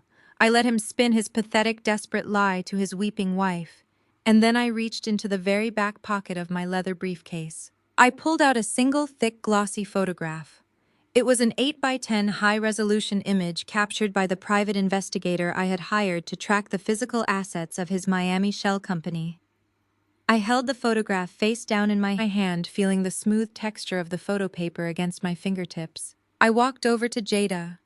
She was breathing heavily, staring at her husband, with a mixture of hatred and desperate hope, hoping that his lie about an investment property was true. I slid the glossy photograph face down across the mahogany table, stopping it right in front of her trembling hands. "I was not saving it for a rainy day." "Jada," I said, my voice dropping to a deadly quiet whisper that carried the absolute finality of a judge sentence. "I was not buying you an investment property. Flip the photo over. Look at his version of protecting your future." Jada stared at the back of the photograph for a long, agonizing second. Her hand shook violently as she reached out and pinched the edge of the glossy paper. She slowly turned the photograph over. "I was not spending your money on a real estate venture." "Jada," I stated, sealing his absolute destruction. "He was spending it on his real family." Jada turned the glossy photograph over with trembling fingers. She stared at the image, and then the breath rushed out of her lungs in a hollow, agonizing gasp. It was a high-resolution shot taken outside a luxury condominium complex in South Beach. In the center of the frame was Preston. He was wearing casual linen clothes, looking more relaxed and genuinely happy than I had ever seen him look in Atlanta. He was holding a blonde-haired toddler on his hip, swinging the laughing child through the air. Standing right next to him, with her arm wrapped intimately around his waist, was a petite white woman with a bright, sunny smile. They looked like the picture-perfect image of a thriving family. I did not give Jada a single second to process the visual before I hit her with the financial reality of what she was looking at. My forensic audit did not just track the massive corporate bank transfers, Jada, I said, making sure my voice carried over the low, shocked murmurs of the country club guests. I tracked every single line item of your personal platinum credit cards. The ones you thought Preston was using to secure new tech vendors. Do you remember all those sudden last-minute business trips he took to Florida over the past 2 years? The times he told you he was pitching his crypto startup to angel investors in Miami? He was not pitching anything. He was going home. Jada kept shaking her head back and forth, unable to tear her eyes away from the smiling face of the woman who had stolen her entire life. I pointed directly at the photograph. "That luxury condominium complex they are standing in front of Costs $8,000 a month to rent, I explained. Preston signed a 2-year lease on that property, using the exact same Miami shell company he used to hide your drained savings. He bought that woman in a brand new SUV he paid for private preschool. I bought groceries, diapers, and diamond jewelry, all using the cash our mother embezzled from Grandpa Jeremiah and funneled directly into your joint accounts. You were paying for his secret second life, Jada. You funded the woman who replaced you. The sheer magnitude of the humiliation finally broke through the wall of shock surrounding my sister. The perfect, polished golden child who had spent her entire life stepping on my neck to elevate her own status was completely and violently shattered. For 35 years, she had bragged about her flawless existence. She had treated me like a pathetic failure because I did not have a wealthy husband and a closet full of designer labels. And now she realized that her entire reality was a sick, twisted joke. She had been financing her husband's mistress with stolen money. The private dining room of the Buckhead Country Club erupted into pure, unadulterated chaos. The elite guests, the powerful investors, and the wealthy socialites that my mother and sister had spent their lives worshipping were absolutely feasting on their destruction. Cell phones were out everywhere. People were openly recording the spectacle, zooming in on Jada's tear-streaked face and Preston's terrified expression. The high society reputation my family had murdered my self-esteem to protect was burning to the ground in front of a live audience. Jada let out a sound that I had never heard a human being make before. It was a primal, agonizing scream of pure rage. She dropped the photograph, slammed her hands onto the table, and launched herself directly at Preston. The aristocratic facade completely vanished. She did not care about the cameras or the wealthy onlookers. She grabbed Preston by the lapels of his expensive tailored suit, digging her manicured acrylic nails into the fabric, and shoved him hard against the heavy oak doors at the back of the room. "You lying piece of garbage!"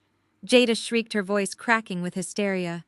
"You stole my money to play house with some random woman in Miami. You embarrassed me. I gave you everything. I defended you to everyone while you were stealing from my grandfather to buy her a car." Preston panicked. The cameras were flashing, the crowd was whispering, and his wealthy facade was entirely gone. He grabbed Jada by the wrists and shoved her off of him with a violent, aggressive push. Jada stumbled backward, her heels slipping on the polished marble floor. She caught herself on the edge of a chair, gasping in shock at the physical rejection. Preston straightened his suit jacket, his face twisting into an ugly, hateful snarl. He looked at the weeping woman he had sworn to love and completely dropped the loving husband act. "Are you really that stupid, Jada?" Preston yelled, his voice echoing over the gasps of the audience. "Did you actually think I married you because I wanted to listen to you complain about your country club luncheons and your designer shoes all day? You are an entitled, spoiled brat who does not know the first thing about the real world. I tolerated you because your mother practically handed me the keys to a multi-million-dollar empire. I married you for your grandfather money. That was the only reason I ever stayed in this pathetic fake family." He looked down at my mother, who was still sobbing on the floor, clutching her useless notarized documents, and then he looked back at Jada with absolute disgust. "But since your mother is officially a bankrupt felon, and there is absolutely no money left, I am done here. I am going back to Miami. I am going back to my actual family. You can figure out how to pay off the credit card debt yourself." Preston turned his back on his weeping wife. He reached out and grabbed the brass handles of the heavy oak doors, fully intending to walk out of the country club and leave my mother and sister to face the absolute ruin he had helped create. But he pulled the handle and the door did not budge. He pulled it again, harder this time, panic flashing across his pale face. He stopped dead in his tracks. I stood perfectly still, keeping my posture relaxed. I slowly raised my left arm and checked the face of my watch. "Right on time," I said. Preston rattled the heavy brass handle again, pulling with all his weight, but the thick oak doors remained firmly shut. He spun around, his face a mask of pure panic, looking at me as if I possessed some sort of dark magic. I did not need magic. I just needed impeccable timing and a solid understanding of federal response protocols. I shifted my gaze from the terrified fake tech millionaire back to the center of the room. My mother, Yvonne, had completely lost her grip on reality. She was still on the marble floor, but now she was frantically grabbing the scattered pages of the notarized transfer documents. Her hands were shaking so violently she could barely hold the paper. She started tearing them. First in half, then into quarters, ripping the heavy cardstock with a desperate manic energy. She genuinely believed that destroying the physical paper would somehow magically erase the digital filings at the county clerk office. She thought tearing up the ink would save her from the $3.5 million debt and the looming tax fraud charges. Her expensive silk wrap was twisted around her waist. Her perfect blowout was ruined with strands of hair sticking to her tear-streaked face. She was hyperventilating, gasping for air between frantic tears, dropping the shredded pieces of paper around her like toxic confetti.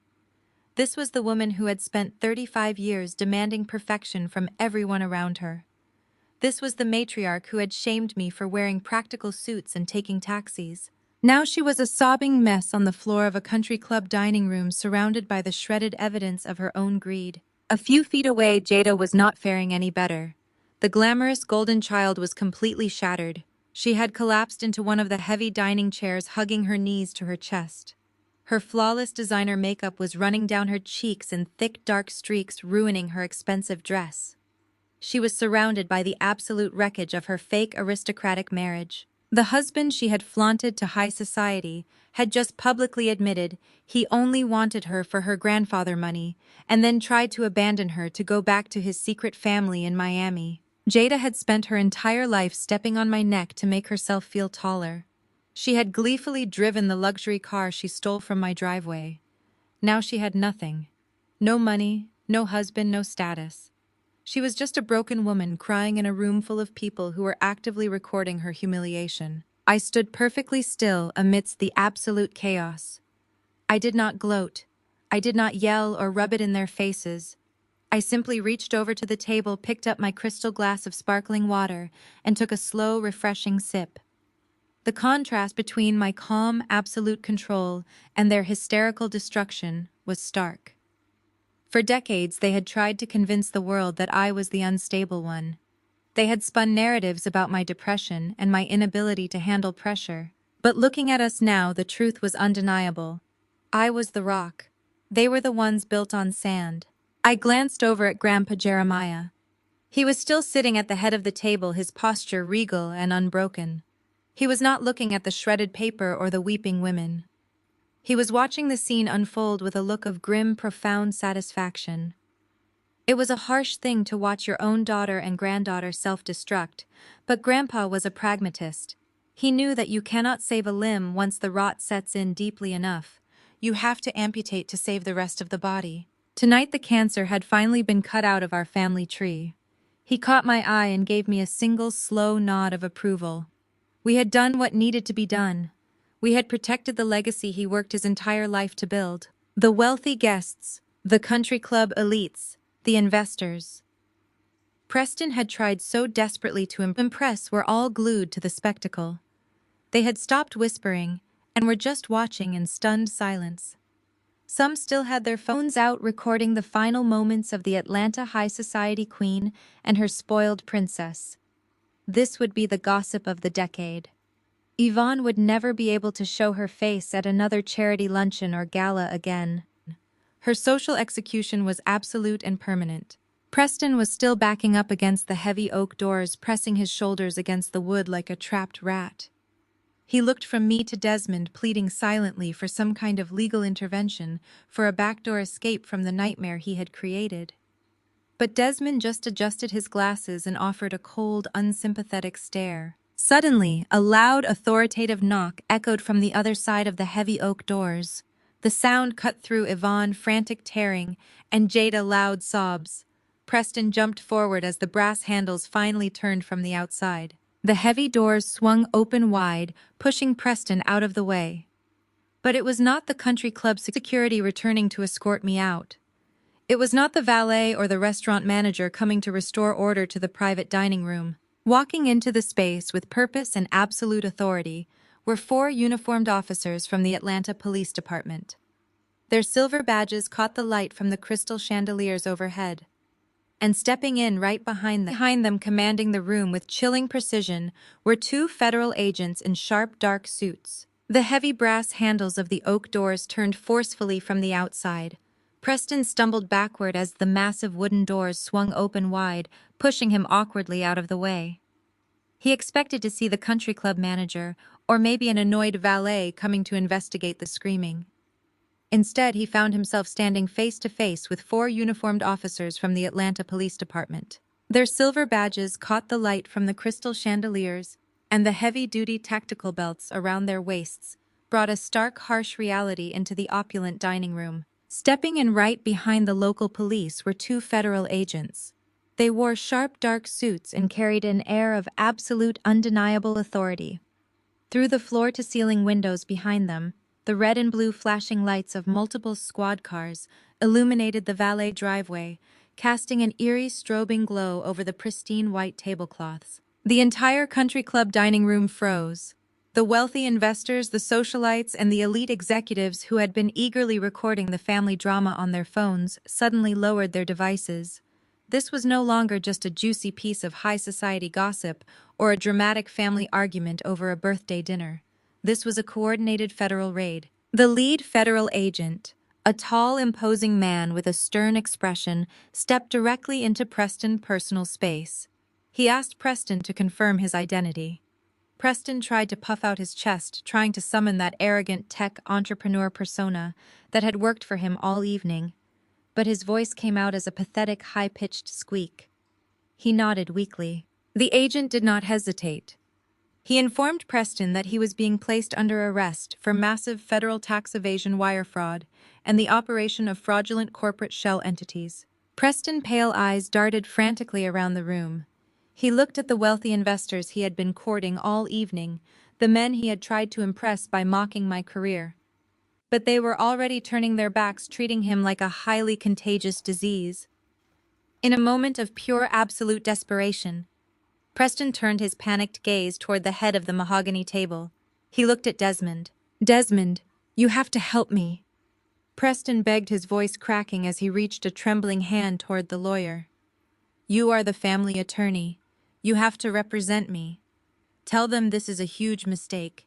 Tell them I have the capital to post bail. I can explain the offshore accounts." Desmond slowly stood up from his chair. He buttoned his tailored suit jacket with calm, methodical precision. He looked down at the sweating, terrified man who had spent the last 2 hours mocking my tailored suit and insulting my intelligence. Desmond's expression was carved from solid ice. "I am the attorney for Jeremiah Estate," Desmond replied, his voice echoing loudly in the silent room. "I protect this family wealth from predators and parasites.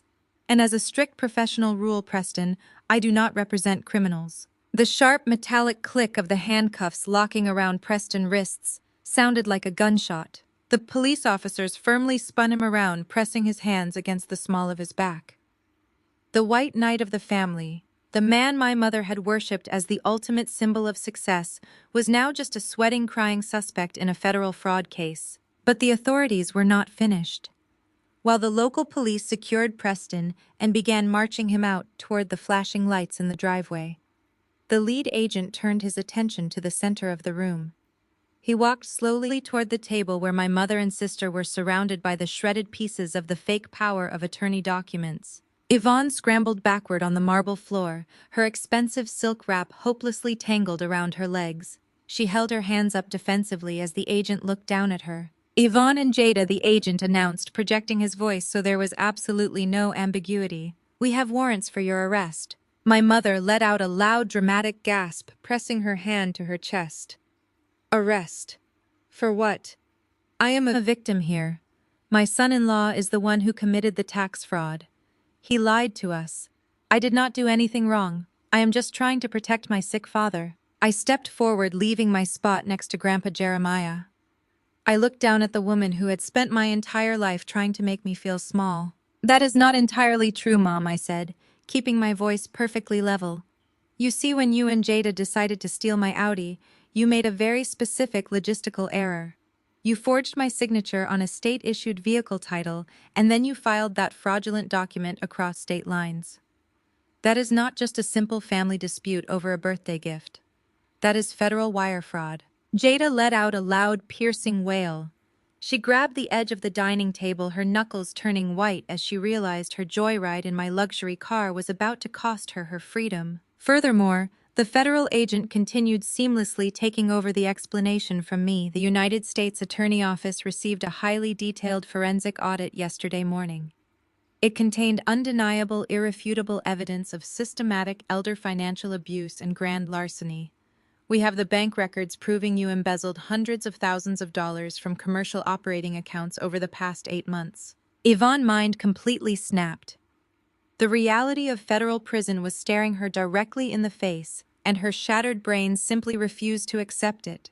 She scrambled to her feet, swaying unsteadily on her designer heels. She turned toward the adjacent tables, her eyes wide and frantic. She looked at the wealthy socialites, the charity board members, and the black elite of Atlanta she had spent 35 years trying to impress. "You know me," Yvonne screamed, her voice cracking with pure hysteria. "I am a founding member of the Oak Ridge Charity Committee. I host the Spring Gala every single year. I am a respected socialite in this city. You know I would never do this. Tell them who I am. Someone call the mayor. Someone call the club president right now and get this sorted out." She reached out her trembling hand toward a woman she had played tennis with for a decade. The woman physically recoiled, stepping backward and pulling her designer evening gown away so that my mother could not touch the fabric. Every single person in that room turned their backs on her. The high society elite closed ranks, protecting their own pristine reputations by completely excommunicating the convicted embezzler in their midst. Yvonne was entirely isolated. She had sacrificed her own flesh and blood to climb the social ladder, and now the ladder had vanished, leaving her suspended in thin air with nowhere to land but the hard concrete of a prison cell. An Atlanta police officer stepped forward, pulling a heavy set of steel handcuffs from his belt. "Turn around and place your hands behind your back, Mom," he instructed firmly.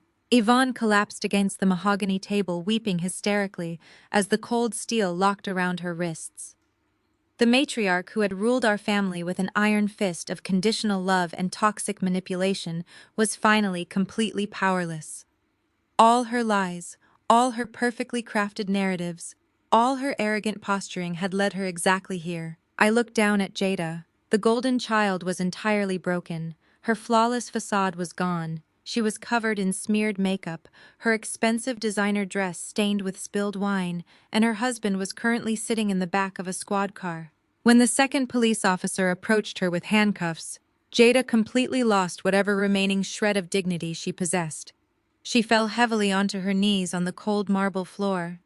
She ignored the police officers and dragged herself forward, crawling across the shredded transfer documents until she was right at my feet. She looked up at me, her face a twisted mask of absolute terror and desperation. She reached out and grabbed the hem of my tailored suit jacket, gripping the fabric with trembling hands. She was no longer the arrogant heiress who had mocked my taxi ride. She was a terrified little girl begging for a savior she did not deserve. "Zuri, please," Jada sobbed, her voice ragged and breathless. "You have to stop them. Tell them it was a misunderstanding. We are sisters, Zuri. We share the same blood. I will give you the car back. I will give you whatever you want. Please do not let them do this. Do not let them take my house." I looked down at the woman gripping the hem of my tailored suit jacket. Jada was trembling so violently that the diamond bracelets on her wrists were clinking together. The golden child, the flawless socialite, the woman who had spent her entire life standing on my shoulders to reach her pedestal, was now completely broken on the marble floor. She looked up at me with mascara running down her cheeks, begging me to save her. She called us sisters.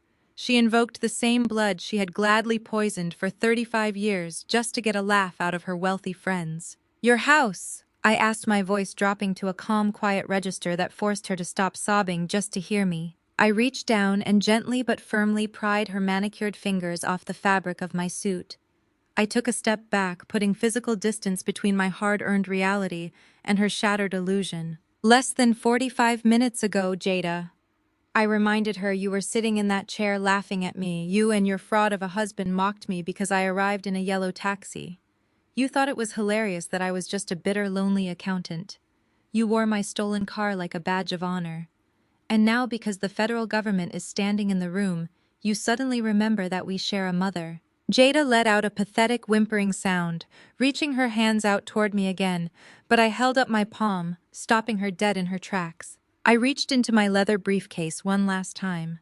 The thick red stamped dossier had already done its job, but there was one final piece of paper I had kept separated from the rest. It was tucked into a sleek blue folder.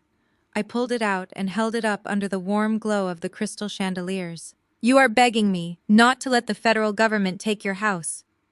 "Jada," I said, keeping my eyes locked on her terrified face. "But you are begging the wrong person about the wrong property. The government is not taking your luxury estate in Alpharetta tonight, because Preston did not just default on his corporate loans. He completely defaulted on your residential mortgage." Jada shook her head, her eyes darting between me and Preston, who was currently standing in handcuffs with his head hung low in absolute shame. "He stopped paying the mortgage 8 months ago," I explained, projecting my voice so the entire private dining room could hear the final nail being hammered into the coffin. "He hid the foreclosure notices from you. He threw away the warnings from the bank. And when a multi-million-dollar property goes into default, and the owner ignores every single warning, the bank does not just wait around politely. They seize the asset."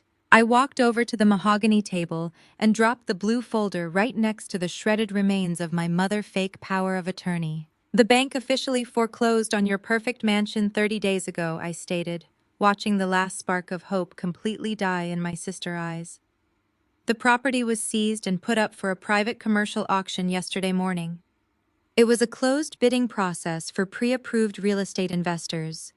And because my forensic accounting firm tracks these specific types of liquidations, I knew exactly when it was going up on the block." I looked down at her, offering a smile that held absolutely zero warmth. "They are not taking your house, Jada," I whispered.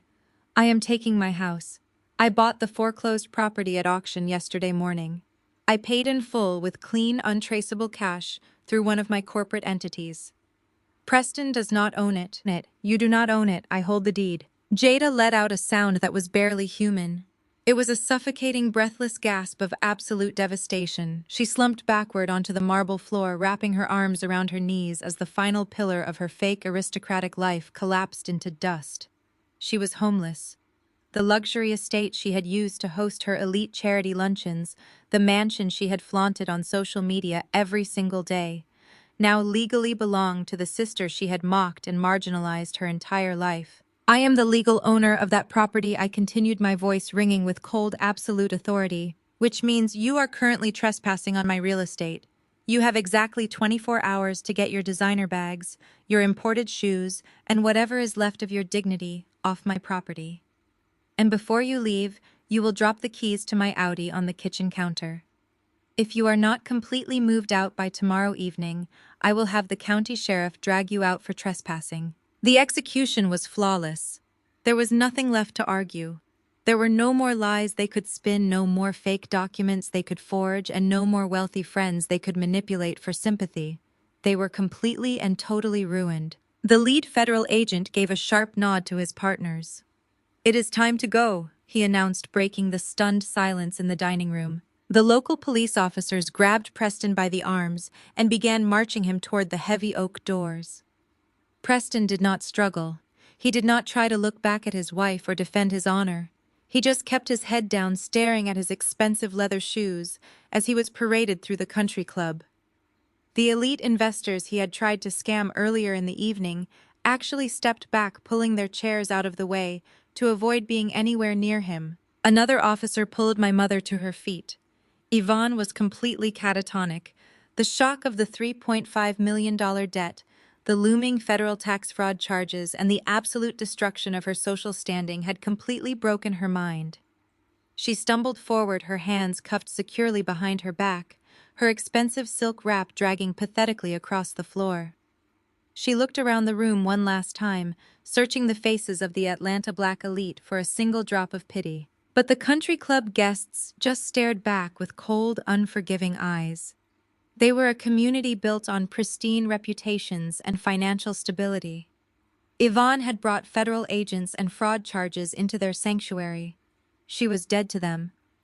As she was escorted past their tables, several women openly turned their backs, refusing to even acknowledge her existence. It was the ultimate social death sentence for a woman who had sacrificed her own daughter to climb that very ladder. Jada was not in handcuffs, but she had nowhere else to go. She scrambled to her feet, her designer dress wrinkled and stained with tears. She looked at me one last time, her eyes full of a terrifying, desperate emptiness. I did not offer her a single word of comfort. I simply turned my body back toward my grandfather, cutting off her access to me completely. Jada let out a quiet, broken sob and stumbled after her mother and her arrested husband, following the flashing red and blue lights out into the cold night air. The heavy oak doors swung shut behind them with a loud, solid thud. The private dining room was suddenly entirely quiet. The chaos, the screaming, the frantic tearing of paper, and the suffocating presence of my toxic mother and sister were completely gone. The air in the room felt instantly lighter, as if a massive dark cloud had finally been sucked out through the ventilation system. I stood by the mahogany table and took a deep, slow breath. My heart was beating steadily.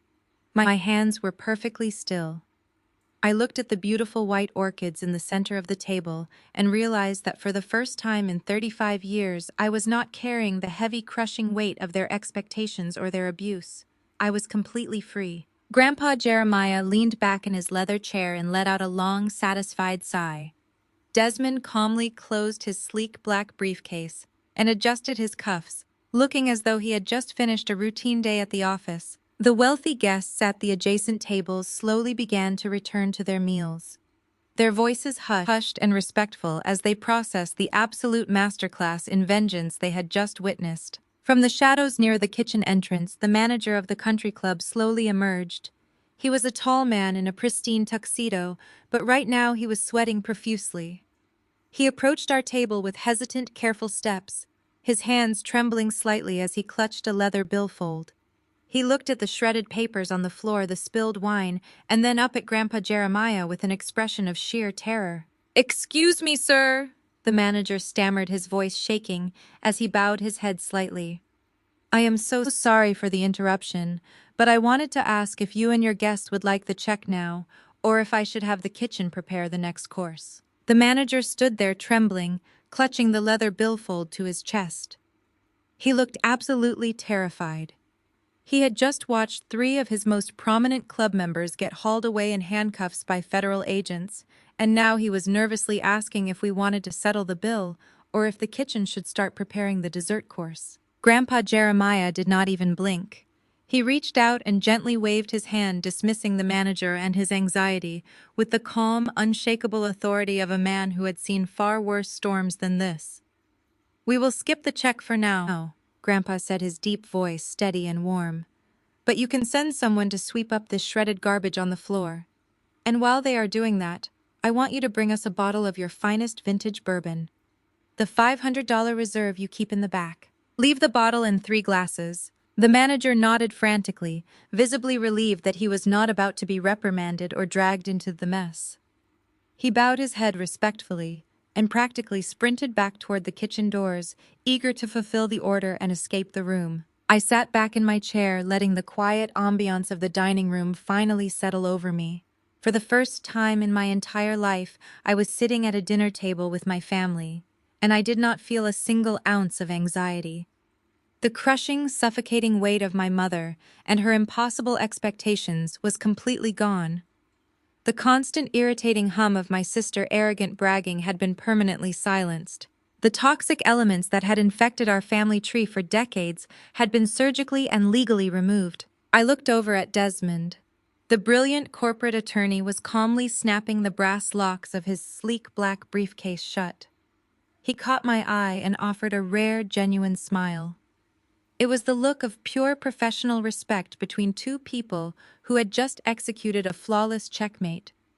We had spent the last 6 months working in absolute secrecy, navigating complex tax codes, tracing fraudulent offshore accounts, and building an ironclad legal fortress to protect my grandfather's legacy. And we had succeeded on every single front. The aftermath of our shadow audit was absolute perfection. The wealth was entirely protected, secured safely inside the irrevocable blind trust, where no greedy hands could ever reach it again. My own forensic accounting business was thriving completely untouched by the scandal and poised to take over the official audits for my grandfather's entire logistics empire. Meanwhile, the people who had treated me like a scapegoat my entire life were facing absolute ruin. Preston fraudulent shell companies were now legally tethered to my mother, dragging her down into a multi-million-dollar bankruptcy and a massive federal tax evasion scandal. Jada was homeless, her fake aristocratic marriage exposed as a transactional sham, and her luxury estate safely sitting in my corporate real estate portfolio. The people who had spent my entire life treating me like a pathetic spinster had just been held legally and financially accountable by the very accounting skills they had endlessly mocked. A waiter approached our table, moving with extreme caution. He set a beautiful crystal decanter of dark amber bourbon in the center of the table, along with 3 heavy crystal glasses. He poured the expensive liquor with shaking hands and quickly backed away, leaving us to our victory. Grandpa Jeremiah reached out and picked up his glass. The golden liquid caught the light from the chandeliers overhead. He turned his head and looked directly at me. His dark eyes were shining with a profound, unmistakable pride. He was not looking at the quiet, boring bookkeeper my mother had always pretended I was. He was looking at the woman who had stepped up and defended his empire when his own daughter tried to tear it apart. He had built his logistics business from nothing, fighting tooth and nail against a world that wanted to see him fail. He had faced discrimination, closed doors, and ruthless competitors to build his wealth. And tonight he realized that out of all his descendants, I was the only one who had inherited his fire. I was the only one who possessed the grit, the intelligence, and the absolute ruthlessness required to protect what we had built. Grandpa raised his crystal glass into the air. He did not give a long, dramatic speech. He did not need to. He simply looked at me and delivered the most validating words I had ever heard in my 35 years of life. To the woman who knows that true power is never loud. Grandpa Jeremiah said, his voice ringing with absolute certainty. It is just accurate. I reached out and picked up my own glass. Desmond raised his as well. The 3 of us clinked our heavy crystal glasses together in the center of the mahogany table. The sharp, clear sound echoed through the private dining room, sealing the end of one era and the beginning of another.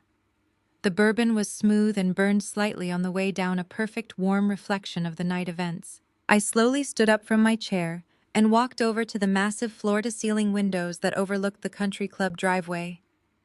The chaotic scene from earlier was beginning to clear out. I watched as the red and blue flashing lights of the Atlanta police cruisers slowly pulled away, fading into the dark night as they transported my mother, my sister, and my brother-in-law to a reality they were entirely unprepared to face. They were going to spend the night in federal holding cells, stripped of their designer clothes, their fake social status, and their stolen money. As the police cars disappeared down the long, winding road of the country club estate, a sleek, pristine black Maybach pulled up to the valet stand. It was my grandfather's car.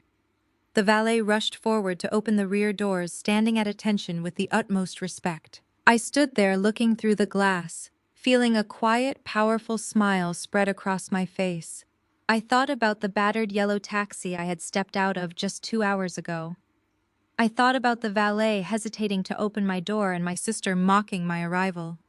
They had looked at that taxi and seen a failure.